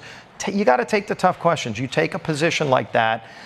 You know, these are days, whether it's Homeland Security Chief or Secret Service Director, you can't have a bad day. And, you know, every day you do your job, the bad guy only has to be right once. We know how that works. And we put a lot of resources in place to make sure they have the tools they need. You know, the questions, where were the drones? You know, all of those other things. There's a lot of technology available that was not used. You know, and we still haven't gotten basic questions answered like that. So you mentioned rhetoric. Yesterday, President Biden apologized for saying that the party needs to put Trump in the bullseye to donors just a few days ago. And I know you've said, like, that the left, you feel, needs to cool the language when it comes to attacking Trump. But what about former President Trump and Republicans? Is there anything that you think your party needs to do to take the temperature down? And I guess I'm also thinking about people like Marjorie Taylor Greene, who were out there saying that, you know, this was a directive from Biden, and, you know, that the Democrats were somehow in on this. I mean, that's not helpful. Well, Marjorie right? spoke at the convention last night, and I thought it was a very good tone. But at the end of the day, everybody needs to look in the mirror. But it's not just elected officials, and I've been clear about this. I mean, obviously, elected officials are going to be scrutinized at a much higher level, but in the mainstream media, late night talk show hosts. I mean, you can't turn on a late night talk show right now without the host usually giving their entire monologue trashing Donald Trump. And this has been going on for years. This isn't recent. It's not a new phenomenon. And I mean, in the case of the shooting in 2017, the shooter said one of the things that charged him was not just language from the left, but it was Rachel Maddow. He watched her show, and that language turned him too. So, you know, everybody's got to look in the mirror and say, can we do better? And I think they can. I mean, Morning Joe got taken off the air yesterday. Sad indictment, but, you know, the network didn't even feel they could trust their anchors to go through 3 hours without saying something that might be hypercharged. I mean, they've got to look in the mirror, and their only anger today was that they got taken off yesterday. Not the Republicans have to look in the mirror. Well, but too. everybody yes. needs. Yeah. But everybody needs to look in the mirror. But the fact that some that are causing some of this don't want to look in the mirror. I mean, somebody tried to problem. take a hammer to Nancy Pelosi, ended up getting her husband. I mean, like, right. Just And we all call those incidents out. I called that incident out immediately, reached out to Nancy and talked to Paul as well. And, you know, none of those incidents are acceptable. And at the same time, we just need to say, if there's language that's helping contribute to that, dial the language down. Disagree on policy. Again, we're going to have those disagreements. That's why we have a presidential campaign. But if you find yourself just going after the character of the other person, you know, maybe you've lost the debate. You know, you need to find something else to go and criticize, but stop the hypercharged stuff. And again, all these comparisons to Hitler and other things, I mean, it's been going on for too long. It's got to stop. I want to get to a potential Republican agenda in 2025 in a minute, and also the House map expanding. But one last sort of question on this. Trump, like you, is now a victim of, or survivor, I should say, survivor of gun violence. And so naturally, some people are asking, as they always do in these tragic situations, if something should be changing on, gun control issues here in Washington. And you'll recall that former President Trump, when he was in the White House, he actually was talking to Democrats about potentially doing some sort of gun restrictions. I remember that Oval Office, maybe not Oval Office meeting, but there was a White House meeting where he said, "Are you afraid of the NRA?" to the Republicans. I mean, you can tell that he has flirted with this issue before. Do you foresee any gun changes at the national level under a Trump administration, given what happened to the former president? Yeah, and I know this comes up a lot of times. In 2017, I was asked that right after the shooting. Gee whiz, should now we, limit people's gun rights today? I don't agree with that, because at the end of the day, we still don't even know how he got the gun. His father had the gun. Did his father give him the gun? Did he steal the gun from his father? I mean, in so many cases, and look, there's a lot of data on gun crimes in America, which, by the way, are not the #1 killer of people. But that's where the focus seems to be. In most cases, the gun was stolen. And this is, handguns are still the primary cause of gun deaths. And so I don't hear anybody suggesting we take away handguns. Maybe a few people on the left do. I sure don't. But at the end of the day, we have a crime problem. We also have other problems with mental health, and mental health seems to get lost in the shuffle all the time. Don't know if that was the case in this incident yet. Maybe we will find out more. But at the same time, let's go and find out what really happened. But taking away the guns from law-abiding citizens is never been proven to be the answer, because most of the states with the toughest gun laws in the country, I mean, the shooter in my case was living in Illinois, which has the toughest gun laws in the country, and yet he still got the gun, and he still tried to take all of us out. So, just taking away the rights of law-abiding citizens is not the answer. The Second Amendment's in the Constitution for a reason. You mentioned mental health. Republicans often talk about this. If Republicans control all of Washington next year, I mean, what will you guys actually do on mental health? What are we talking about here? More funding? More? I mean, like, what are we? There's a lot. You go back and look into the 1970s when a lot of real changes were made. You had mental institutions where people that had serious mental health problems were placed for care. And a lot of those were shut down by the government, and I think they thought it might have been a stigma. And so a lot of those people that were in those institutions getting care just ended up getting thrown out on the streets. A lot of them ended up in prisons. A lot of them are homeless, just out on the streets right now. It's not like the problem got solved. They just, in the name of, let's get rid of what we think is a problem, they never had an alternative for it. And so they just sent a lot of people with mental health problems out onto the streets to fend for themselves. It's not a good answer. And I do think we need to go revisit, the results of those decisions from decades ago that never really have been looked at again, and then help the states.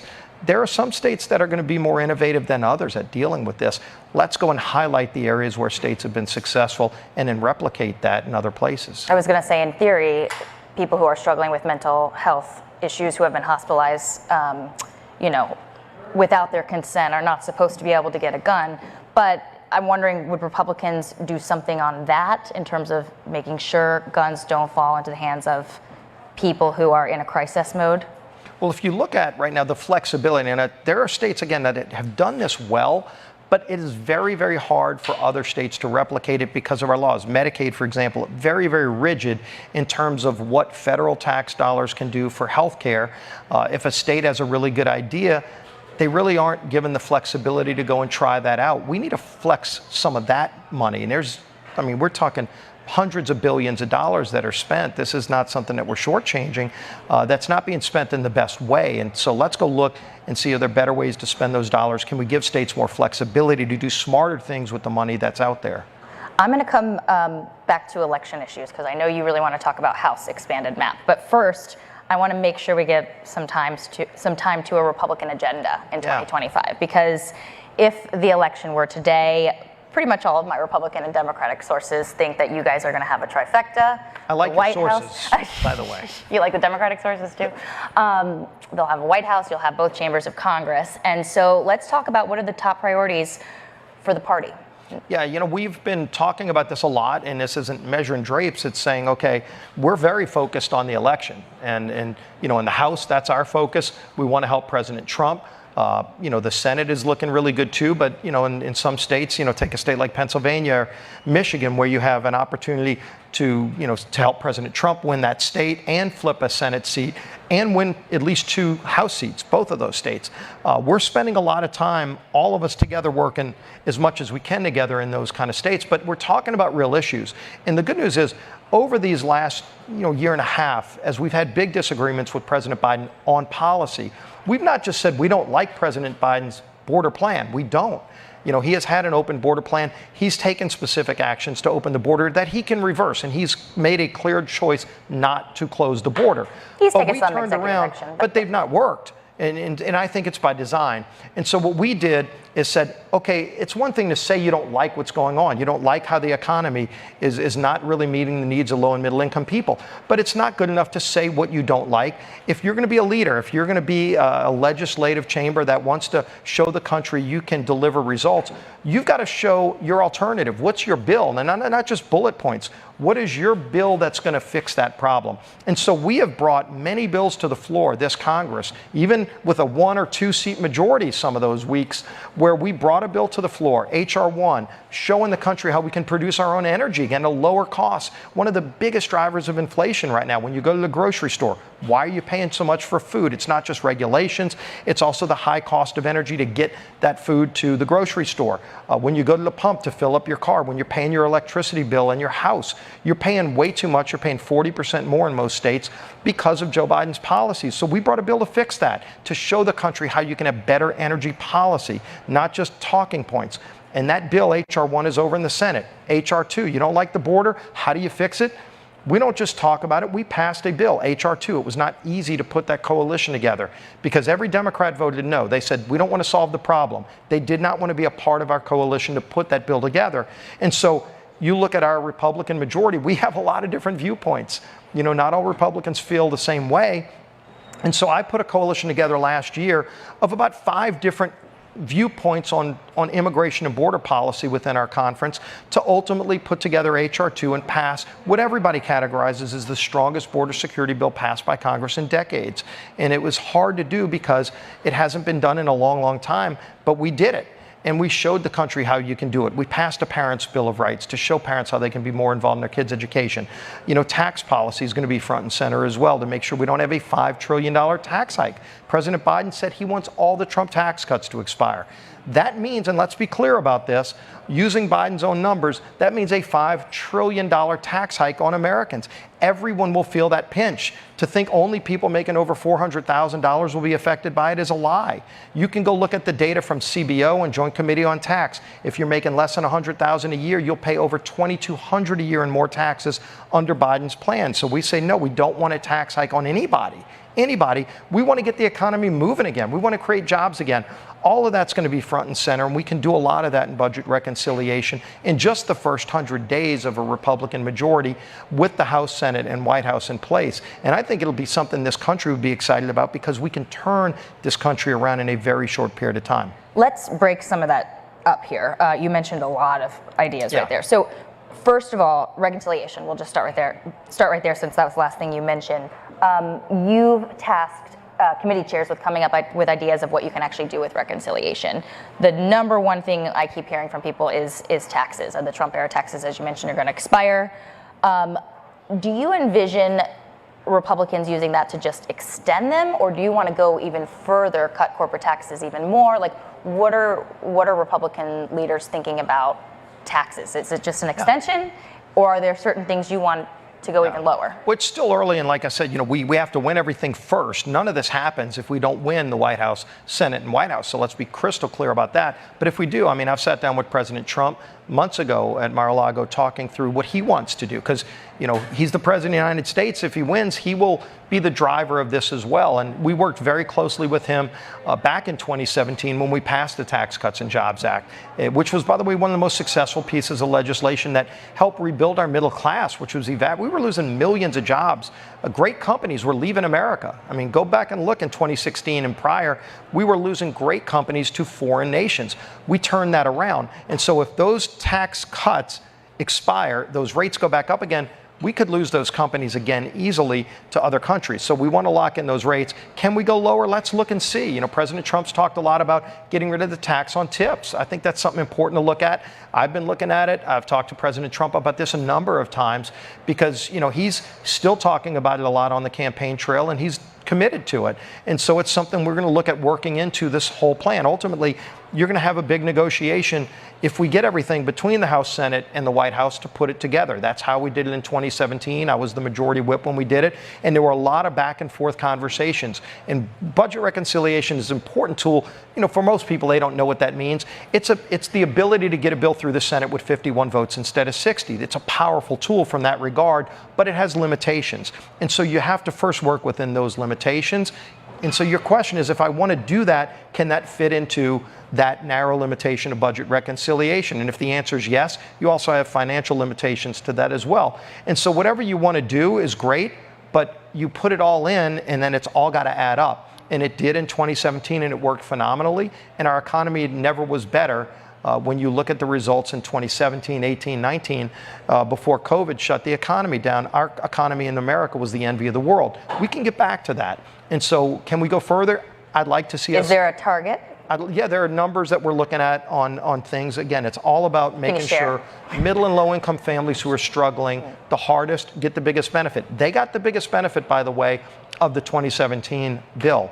The lower and middle income families did the best by far, and those are using the federal government's numbers after the fact. You look at tax revenue coming in. We rebuilt our middle class by doing that. Let's keep helping grow more opportunity for people that are working their way up. So you mentioned you met with former President Trump about agenda items. Yeah. Is he behind H.R. 2? I mean, I know that there's a lot of Democrats who, frankly, despise that bill. They're petrified of it too. Why don't they want a secure border? What do you envision that is actually something that you can get through the Senate and that Donald Trump would sign? We're sure going to try it again. I mean, at least in a Republican Senate, you would get a vote on it. Chuck Schumer refuses to bring that up. And, you know, the idea of a bill that secures the border that we didn't just come up with on our own. You know, many of us, myself included, Speaker Johnson, most of our members went to the border multiple times. We met with our Border Patrol agents. They'll let us in bed with them. And so you can go through a shift change at 11 o'clock at night, which is when a lot of people come across the border illegally because they know there's a shift change. They know where the openings are. The gotaways that you hear about. And by the way, they're undercounting the gotaways. And so they know where those areas are. They know where, if you want to come in and be found, so you can get your little court date 6 years from now, which over 90% of people don't even show up for. They come in and get that too. So they told us what the problems were, and we put all that in the form of a bill called H.R. 2. President loves all those ideas. Now, many of these can be done by the president himself. Remain in Mexico is a protocol that President Trump negotiated with the president of Mexico. Joe Biden ended it because it was working. Ask Joe Biden why he ended that policy that was working so well. Just because Trump did it and it worked. So Joe Biden ended it. He won't renegotiate it. President Trump can renegotiate that. He doesn't need it in a bill, but we had that in H.R. 2. You look at ending of catch and release. Again, all of our Border Patrol agents will tell you they don't want to catch somebody who could be a hardened criminal coming from a jail in a foreign country, and they, by law, now have to release them. And they go off, and we've seen, Lake and Riley Act, all the people that have gone and murdered civilian, innocent citizens who were criminals in other countries. So end, catch, and release, that is in our bill. President Trump can invoke that on his own. So some of that are things President Trump can do. Some of it, he needs more money to complete building of the wall. So we could put more money into a reconciliation bill, more technology for drones. The Border Patrol agents would love more technology. We could put that into budget reconciliation. A lot of ways to get this done, but it starts at the top. President Biden could do a lot of this on his own. He refuses to. He ended a lot of those policies that were working. President Trump can put that back in place. I am being signaled that I have to wrap up because John Cornyn is here, Senator John Cornyn.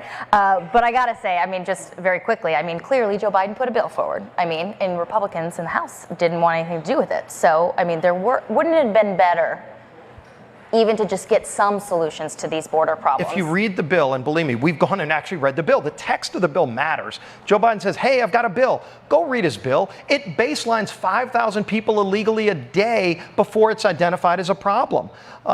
Johnson, who was the Homeland Security Secretary under Obama, said 1,000 people illegally a day is a crisis. And Joe Biden wants to baseline 5,000? That would be in law. It would have ended catch and release, right? And it would have made sure people don't wait 6 years. Guess what? Joe Biden can end catch and release today with a pen. He can do that today without a bill. But if you baseline 5,000 people a day is okay, then that means President Trump can't fix that problem if it's 1,000 people a day. 1,000 is too many. Why would you say 5,000 is okay under law? That's not in law right now. Don't put bad policy in law, because then it can't be undone without 60 votes in the Senate. If you look at what President Biden could do today, he refuses to do it.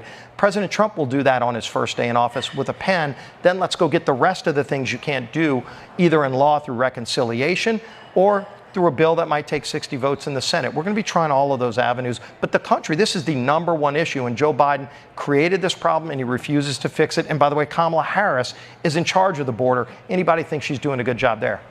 They're going to come in here and carry us out, I think, because we're going way over. We cover a lot of territory. Thank you, Mr. Scalise. I really appreciate it. Thanks. Thanks, guys.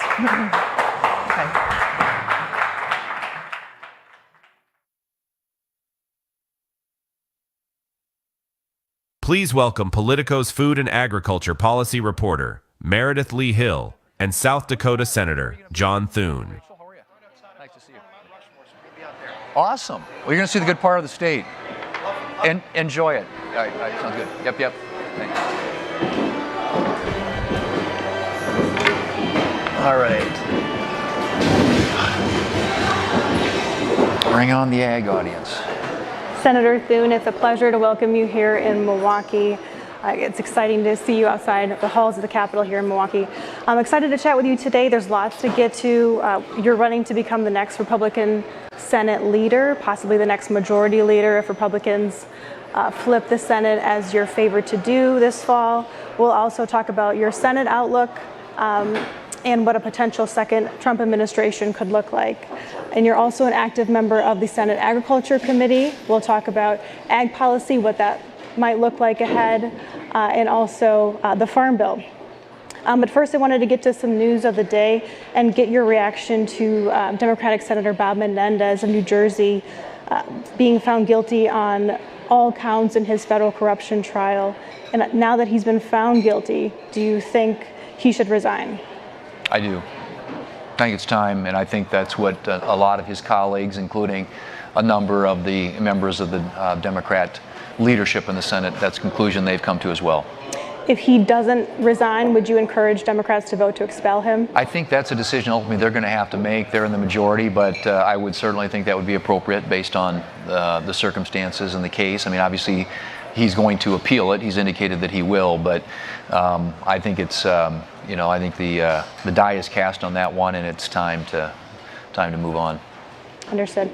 I also wanted to ask about Senator J.D. Vance, your Senate GOP colleague, being picked by the former president as his running mate. Vance is more of from the contingent of the Republican conference that is pushing for major changes after Leader McConnell steps down. He's also praised President Biden's top antitrust enforcer. I'm just wondering what his selection as vice president, that candidate, what that says to you about the direction of the Republican Party. Well, I think it's, he's the first Marine to be, if he ends up being the vice president.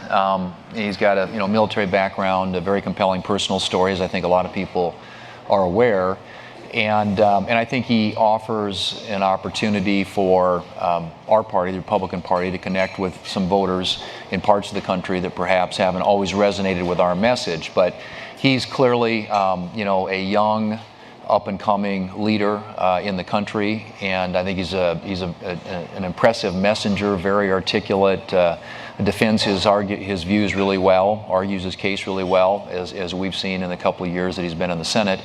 But I think in terms of the direction of the party, obviously that pick is Trump gets somebody who kind of reinforces a lot of his views, particularly with respect to national security, foreign policy, and some domestic policy as well.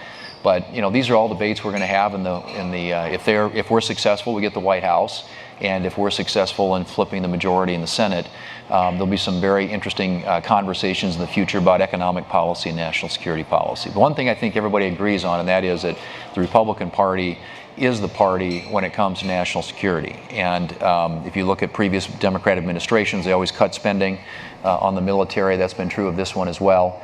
And I think that a Trump-Vance ticket is going to be one that's very committed to keeping America strong. Well, I do want to ask about Ukraine aid. Vance obviously is part of the contingent of the conference that is more skeptical and generally opposed to more U.S. aid to Ukraine. And I'm wondering if Republicans win the White House and secure both chambers of Congress, will the United States provide Ukraine aid in 2025? Well, I think the question is, first off, what will the need be? I'm hoping that the most recent infusion of assistance will be helpful in getting the Ukrainians to a point where they are able to negotiate an end to the war. And I think that's what we all hope to achieve through all this. We'll cross that bridge if and when we get to it. And, there are differences of opinion, and fairly strong ones, as you know, within the Republican conference about the best way to project American power on the world stage. And I think the one thing, as I pointed out earlier, we all agree on, and that is that we've got to have a strong military. This will be the first year in, I think, 40 years or so where we're going to drop below 3% of GDP when it comes to spending on the military under the Biden administration. I expect the Trump administration will change that. We'll start investing again in the Navy and the nuclear enterprise and things like that. How that is deployed around the world will be a subject of debate. But yes, there are differences of opinion about that. I'm someone who believes strongly in our alliances, in NATO, and in America's place in the world, and the important leadership role that America plays in the world. Do you have any concerns that a Republican Congress next year won't have the support or unity around the issue of providing Ukraine aid?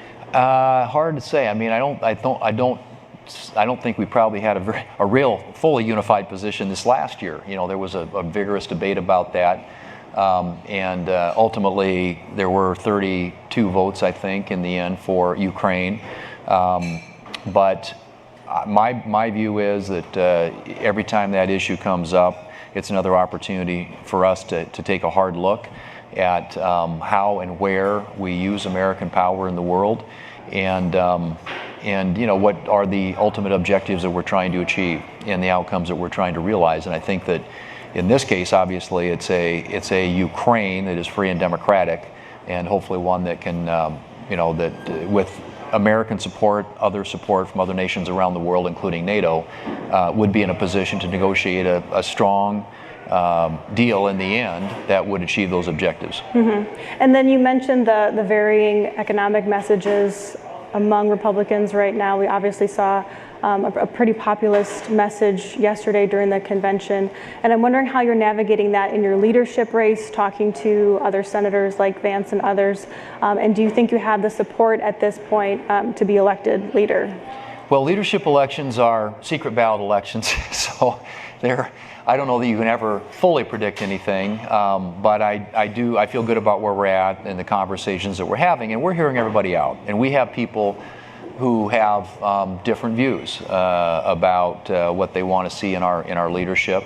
But I think as much as anything else, a lot of our members want the Senate to function more effectively and efficiently than it does today under Chuck Schumer. And I don't think that will be hard to achieve because it's a low bar. And we don't do a lot in the Schumer-led Senate. We don't use the regular order process. We don't get an amendment process when bills get to the floor. He fills the amendment tree. And I think democratizing the Senate, opening it up, allowing regular order to work, allowing the committees to function, and enabling and empowering individual senators to use their skills and talents and put them to their highest and best use is something that we want to see if I'm fortunate enough to be the leader. But we're going to have big challenges ahead of us, and it's going to require the team to be able to pull together. If we have the trifecta, the House, the Senate, and the White House, the expectations are going to be high. I think we have to be realistic about what we can achieve, but I also think that we're going to need to work and function well as a team. And I'm based on the conversations I've had with my colleagues. I feel good about where we're headed, and I'm certainly listening and taking to heart the suggestions that they're making. Mm-hmm. We'll come back to policy. I did want to ask briefly about the attempted assassination of the former president this past weekend. Your thoughts about hearing that news, and just your thoughts about how both parties should be talking about their opponents at this point. Right. Well, like most Americans, I was shocked and really, frankly, saddened that this is kind of where we are. And there'll be a lot of questions. Will continue to be questions, and there'll be some oversight done by the relevant committees in the House and the Senate to try and get to the bottom of why it happened, how it happened, et cetera. But I think in terms of the overall tone of our politics, yeah, we ought to be able to dial it down. And I think you can have disagreements in this country, and sometimes those can be fierce disagreements. People have strong convictions. The country, frankly, is very divided on some pretty big issues. But I think you can do that in a way that's respectful and that doesn't promote or encourage the type of violence that we saw this last weekend in Pennsylvania. So I remain hopeful about that. I think it's important for people in leadership positions to set the right tone.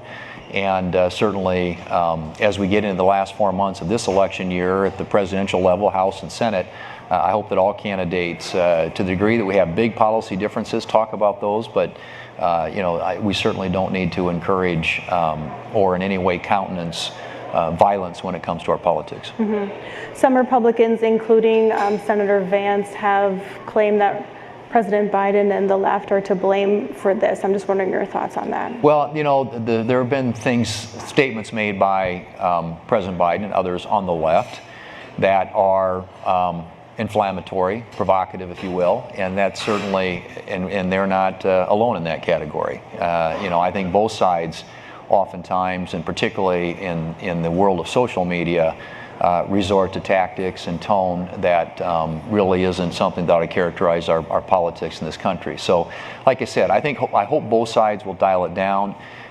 Clearly, there's been an escalation, I think, on this, and you've seen some of the things have been highlighted that President Biden and others have said. But I would hope that both Republicans and Democrats can conduct themselves in our politics in a way that does accentuate the differences. And elections are fundamentally about differences, and there are some significant ones. So you can't downplay the fact that there are people who feel very strongly in this country and ought to be able to exercise their First Amendment rights to express their views. But it should never be in a way that encourages or resorts to violence to accomplish those objectives. And you mentioned oversight. What specifically are you looking for Congress to do?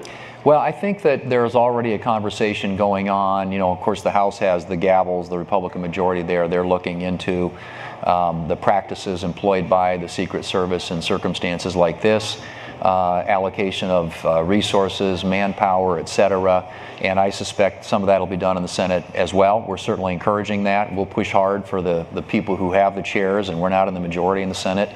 But to get to the bottom of it, these are there are a lot of questions surrounding this that I think need to be answered, and certainly the American people deserve answers.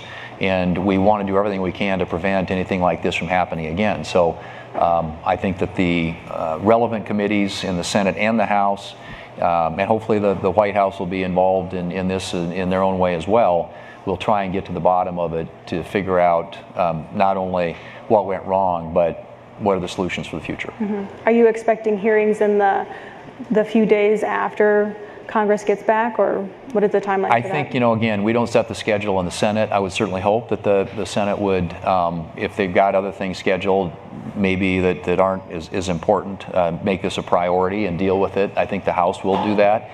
But, the quicker we get to the bottom of it, the more quickly we have the answers, then I think the better position we're going to be to put solutions in place that will prevent it from happening again. And what are you expecting to hear from the former president on Thursday when he gives his acceptance speech? And what kind of message are you expecting? I think he'll obviously highlight a vision, I would expect, for the next 4 years.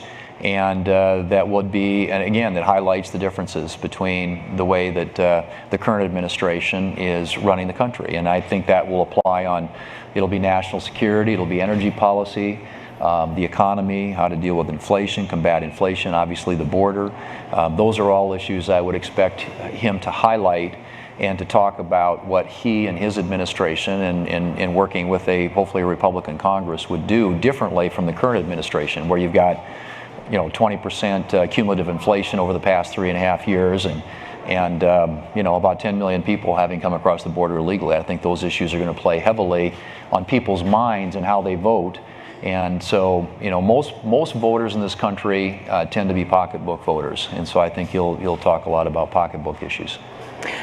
How would you characterize your relationship with the former president right now? He's obviously pressed for a primary against you in your most recent race. How do you plan to work with him if you're the Senate Majority Leader next year and he's in the White House? Well, we have big work to do for the country, and what I've indicated to him is that if he is successful and is the next president, and I'm fortunate enough to be the next Republican leader, that we will work very quickly to get his team in place so that we can go to work for the good of the country. And I think in terms of, we have a good business-like relationship, professional relationship, and I think both realize that to get things done for this country, you've got to have people who are willing to work together and work as a team. So I've made that clear to the former president, and I think we have an understanding. And again, I don't know how this is all going to come out. It's all speculative at this point, whether or not I'm going to win that race or not. But if I do, and if he's successful, then we want to hit the ground running. And I think that's going to be require a level of cooperation and consultation and discussion about how we're going to go about getting results for the American people. And how confident are you right now that Republicans will secure both the House and the Senate this fall for 2025, as well as the White House? It's hard to, these races, at least in the Senate, I'm pretty confident we can get the majority. Now, the majority means if you have the presidency, you've got the vice president breaks a tie, so you've got to get to 50-50, and I think that we look very good in West Virginia right now, and there are a number of other states on the map that if things break our way, we could get, there's a number of these seats that could break for us. There's a number of seats that they could go one way, we could win them all, we could lose them all. I think they're that close. They're on a razor's edge. But if there is any kind of a tailwind building, and it sort of feels like there is, I'm pretty confident. I think we have, first of all, we got a great map, but then we have really, really strong candidates in all those key states. And we have the president's performing well in a lot of the states where we've got competitive Senate races. And so if our candidates can take advantage of that, part of this, of course, is resources. There is a significant difference, financial disadvantage that a lot of our candidates have relative to their Democrat opponents in hard dollars. But you don't have to have as much money as the other side, but you've got to have enough money to get your message out. And so I think right now it's raising the resources so that our candidates can deliver their message, and then just executing on the campaign plan. Ultimately, which means getting the vote on Election Day. So it's a good map. I think it's a favorable environment. We're obviously optimistic and hopeful, but being Scandinavian from the same part of the country that you're from, I always sort of believe life is supposed to be hard and kind of look at it as the glass half empty. But I think I feel like we're in the best position we can be. And if that's the case, if Republicans secure both chambers and the White House, what are some of your top policy goals for 2025? Well, I think that, obviously there are some conversations going on already, and I've had some, we're reaching out to our senators, Republican senators, and also there's some bicameral conversations going on between the House and the Senate right now about what it might look like. How do we hit the ground running? How do we get some things going early on? But I think, extending the 2017 tax provisions, there's a ton of interest in that, and clearly a huge impact on the economy if we don't. I think sort of getting away from the heavy hand of the regulatory state that we've seen under the current administration, some of which can be accomplished by executive action, but some of which will need to work with the Congress. I think unleashing American energy will be a big priority for our members. I was at a part of a panel earlier this morning where that was the subject.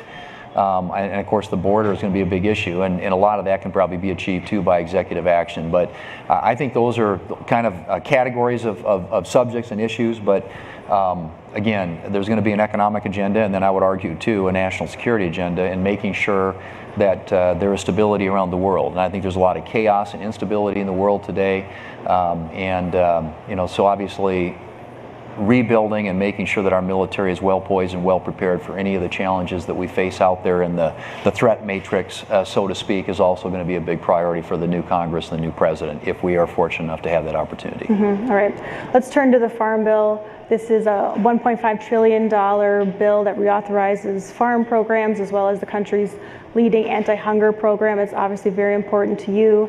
Agriculture is a major part of your home state's economy. I'm just wondering your thoughts, especially if Republicans do secure both chambers of Congress this fall for 2025, as well as the White House. What does that mean for the path forward for the Farm Bill? It's obviously the bipartisan talks right now are not in a good place. What do you see for the end of the year? I mean, to your point, right now, and this is my 5th Farm Bill. I've done 4 previously, and going back to my days in the House, they're always hard. And there are a lot of competing interests, and many times they're regional. Sometimes politics enters into it, not that often. Unfortunately, it sort of has this year. But if we aren't able to complete it by the end of this fiscal year, which is September 30th, we will probably be looking at another extension. And I would think that extension would carry into next year, and we would take up the Farm Bill early at the start of this next calendar year. And because we need to get it done. We need a multi-year authorization that provides predictability and certainty for farmers and ranchers. It's our #1 industry in South Dakota. Input costs have skyrocketed. Commodity prices have declined.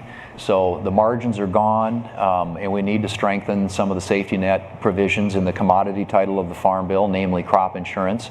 And I hope we can find a path forward to do that. But there is a big difference right now. I mean, the Democrats in the Senate, at least, and the House has moved on this at the committee level. They haven't moved it across the floor yet.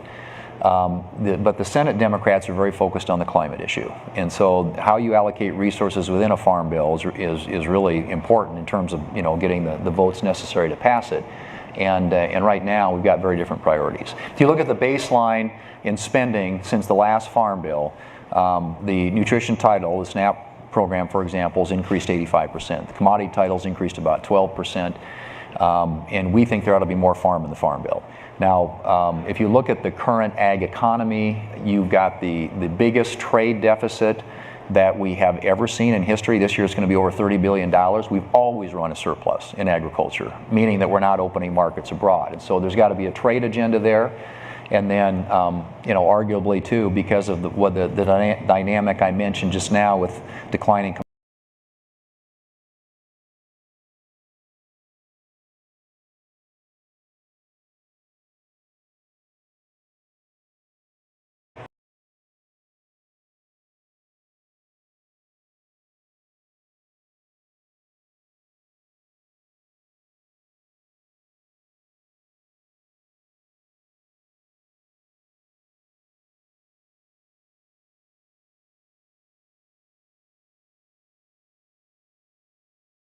year. So these are historic circumstances in agriculture, which is why we need to shore up the commodity title, the safety net programs, and try to prioritize within the Farm Bill those issues that are really important to production agriculture. And there are 12 titles in a Farm Bill, and I know everybody, you know, there are different items that are important, but if we don't get production agriculture on its feet again, we're going to be paying the price down the road. You mentioned Republicans and Democrats are still far apart on these talks. Do you think there's any space for any kind of deal to come together in the lame duck, or do you expect a year extension? Well, I would hope that we could get a deal. That's always my hope. It's my expectation. I want to be optimistic about this because it's that important to my state's economy, and I would argue to the national economy. But where I see things right now, the differences are stark enough, and I think we're far enough apart that it's hard for me to see a scenario, particularly with the amount of time on the clock between now and the end of the fiscal year, which is the end of September, to get a Farm Bill.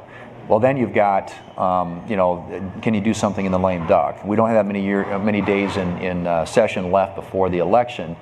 And if I were a betting man, and again, this is just me speaking, I think you're looking at this being an issue next year that we're going to be dealing with, and hopefully we'll be in the majority at the time. And if that's the case, and the former president's reelected, what do you want to see changes as far as USDA, U.S. agriculture policy, and food policy going forward? Well, first off, let's get input costs down, and a big part of that's energy. And I think the energy issue is one that, as I said, will be front and center for a Republican Congress and a White House if we have both. So I would, you know, dealing with the high input costs, which have kind of gone like this at the same time commodity prices have dropped, and there's just no margin in agriculture anymore. And then I would say, you know, shoring up the commodity title of the bill, the safety net provisions, which is crop insurance, the ARC program, the PLC program. And then I think trade, and we got open markets. Like I said, we will run this year. We're about halfway. Well, we're more than halfway through the fiscal year. But the expectation is by the end of the fiscal year, the trade deficit this year will be $32 billion in agriculture, highest ever, historic. Never seen anything like it. And this administration has had no trade policy. We haven't negotiated a single free trade agreement. There's been no request for trade promotion authority, which is what enables those types of free trade agreements to be negotiated and passed. So I think those are going to be top issues. Understood. And I do want to ask on trade. The former president is on the campaign trail pressing very hard for even increased tariffs, broad-based tariffs on China and other countries. Obviously, the 2018 trade war that he sparked with China resulted in retaliatory tariffs that hit our U.S. agriculture sector very hard, corn and soybean growers in your state. And I'm wondering your thoughts about if Trump is reelected, should he pursue those higher tariffs? And what do you say to wary members of the agriculture community right now that are worried about a potential second trade war? Well, I think that on the issue of that, I'm not a big fan of tariffs, and I made that clear during the last Trump administration for the reason you just mentioned, because the retaliatory action taken by countries with whom we need to do business and who are big markets for American agriculture. But I think that kind of policy, a tariff policy, ought to be targeted. And it should be applied in a way, if there are countries that are engaging in unfair trade practices with us, make those targeted and not just sort of this uniform across the board approach. I think trade policy, it ought to be used in a way that gets a particular outcome and more specifically, in my view, deals with countries that are not acting in a fair way when it comes to international trade. So we'll see what those proposals ultimately look like next year if we get there. But I am fully aware of how dependent American agriculture is for its success on being able to export. About I want to say it's over 16%, about almost 1/5 now of all of the income that agriculture in this country derives comes from international trade. Understood. So I'm wondering if Trump is reelected and he starts to pursue those kinds of higher tariffs, are you prepared to push back? Well, I pushed back the last time that was proposed. And again, we'll see what they suggest. If this is a case-by-case basis where it is targeted and it's designed to get countries that are not acting in a way that's consistent with international trade norms or as a fair level playing field with American businesses, that's one thing. But I don't, if it's a sort of a uniform across the board, just tariffs on everything, yeah, we're going to have some serious conversations about that. Understood. Well, thank you so much for joining us. That's all the time we have for today, and thank you to everyone. Thanks, Meredith. Thank you.